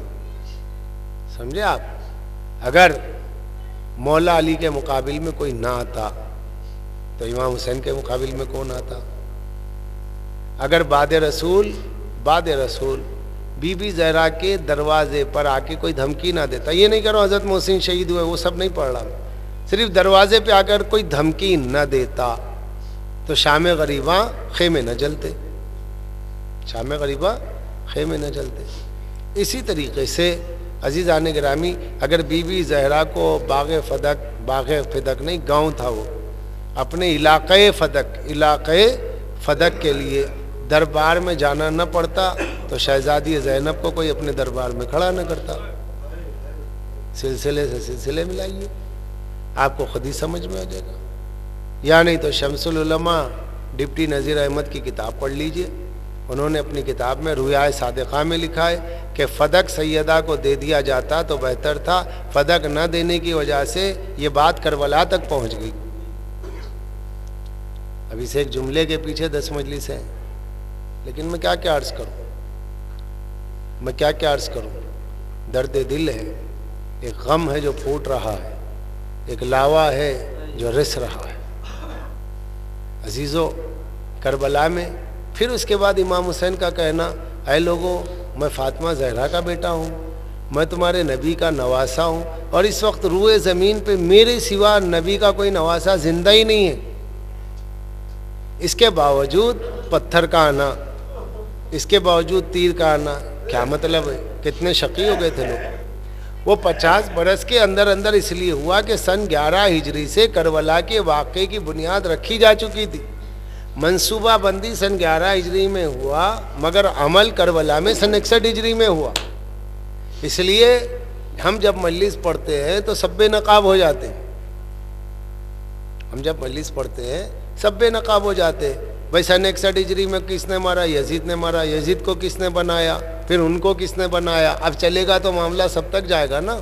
इसलिए हमारी मजलिसों में होता है, जब हम पढ़ते हैं तो हर जालिम बेनकाब होता है, तो जालिमों को बेनकाब करने के लिए मजलिसें होती है। आप कहते हैं कि नहीं भाई हम इन्हें बांधते हैं, तो फिर ठीक बात है, आपका आशिर जालिम के साथ, हमारा आशिर मजलूम के साथ, इसमें ना कोई लड़ाई है ना झगड़ा है। क़यामत में जब होगा, जब क़यामत बरपा होगी तो देखना कि वहाँ पर फ़ातिमा ज़हरा जब आएंगी और कितने मुकदमे होंगे। पालने वाले मेरी बेटी ज़ैनब है, ज़ैनब है बाज़ार शाम से गुज़रने वाली मेरी बेटी है।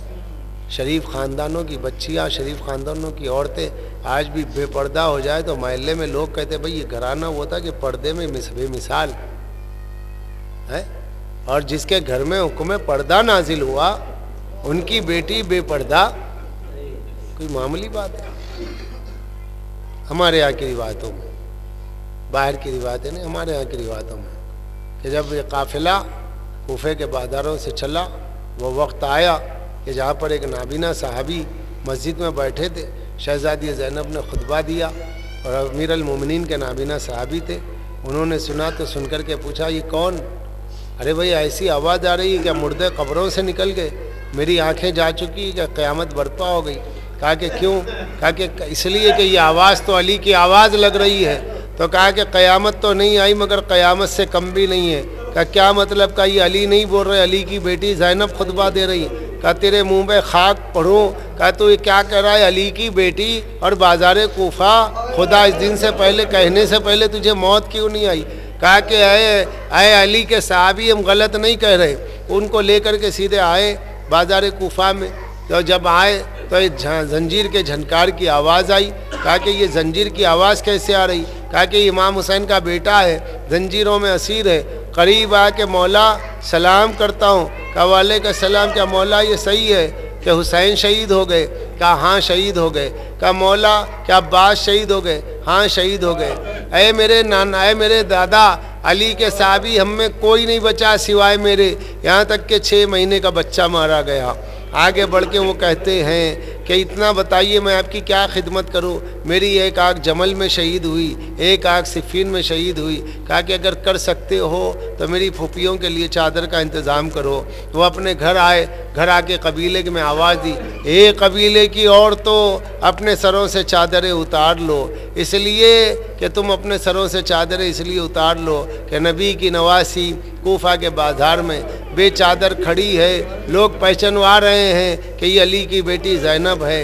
ये सुनना था कि औरतों ने चादरें सर से उतारी, नाबीना साहबी लेकर के चल के जब चादरें डाल दी, एक मर्तबा देखा सैयद सज्जाद से कहा, ए सज्जाद, ए मेरे मौला, इन चादरों को ले लीजिए। इमाम झुके, जैसे ही चादरों को लेने के लिए झुके, एक मर्तबा जालिम का ताज़ियाना बुलंद हुआ, मेरा बीमार इमाम तड़पने लगा।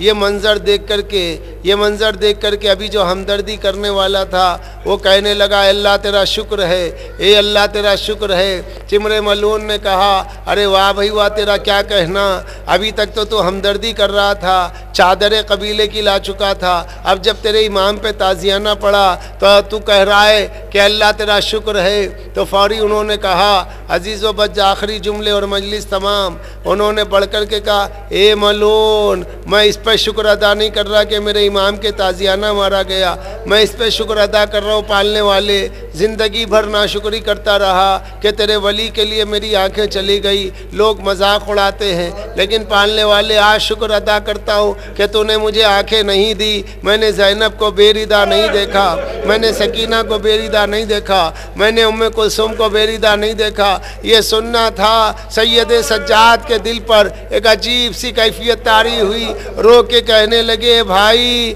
अरे तूने तो कुछ नहीं देखा, लेकिन मैंने अकबर के कलेजे में सिना को देखा, मैंने अपने बाबा को सर से पैर तक तीरों में देखा। ए तूने कुछ नहीं देखा, लेकिन मेरी बहन ऊँट से गिर चुकी थी। ए साहबी तूने कुछ नहीं देखा, लेकिन मैंने देखा कि फूफिया रसन बस्ता है, बेमखनो चादर है, यहाँ तक इस आलम से आई है कि इमाम ज़माना सलाम करके कहते, सलाम वो मेरा उन अहले हरम पर जिनके हाथ पसे गर्दन से बांध दिए गए थे। पालने वाले वसे आले, तुझे वास्ता जिक्र मोहम्मद वाले मोहम्मद, इस जिक्र को कबूल फरमा, हमें कोई गम न दे बजुज़ गम हुसैन का, जब तक ज़िंदा है तेरे दीन तौहीद खालिस पर, सरकार दो आलम के ख़त्म नबूवत के अक़ीदे पर, अइम्मा तारीन की इमामत के अक़ीदे पर, अली वलीउल्लाह खलीफत बिला फ़स्ल पर ज़िंदा रख, नबी और आले नबी की शफ़ाअत नसीब फरमा, बानी मजलिस से उनकी नीयत के मुताबिक मजलिसों को, शिरकत करने वालों की शिरकत को, ख़तीब से खिताबत को कबूल फरमा, पालने वाले विलायत अली और रज़ाए हुसैन की तबलीग शाइस्ता और अखलाक़ी अंदाज में पूरे दलाइल के साथ करने की तौफ़ीक़ नसीब फरमा। पालने वाले इन बयानात से जहाँ जहाँ जो लोग दीन अहले बैत की तरफ राग़िब हो रहे हैं, पालने वाले उन्हें इस्तकामत नसीब फरमा। शहज़ादी ज़ैनब के मज़ार अक़दस की हिफाजत फरमा, शहज़ादी सकीना के मज़ार की हिफाजत फरमा। जितने काफ़िले ज़ियारत पर जा रहे हैं और ज़ियारत से आ रहे हैं, पालने वाले उनकी हिफाजत फरमा। तमाम दहशत गर्दों को ज़लील व ख़ार फरमा। ज़िक्र मोहम्मद वाले मोहम्मद का बोल बाला फरमा दे। ज़हूर इमाम में ताजील फरमा, हमें उनके नासिरों में शुमार फरमा।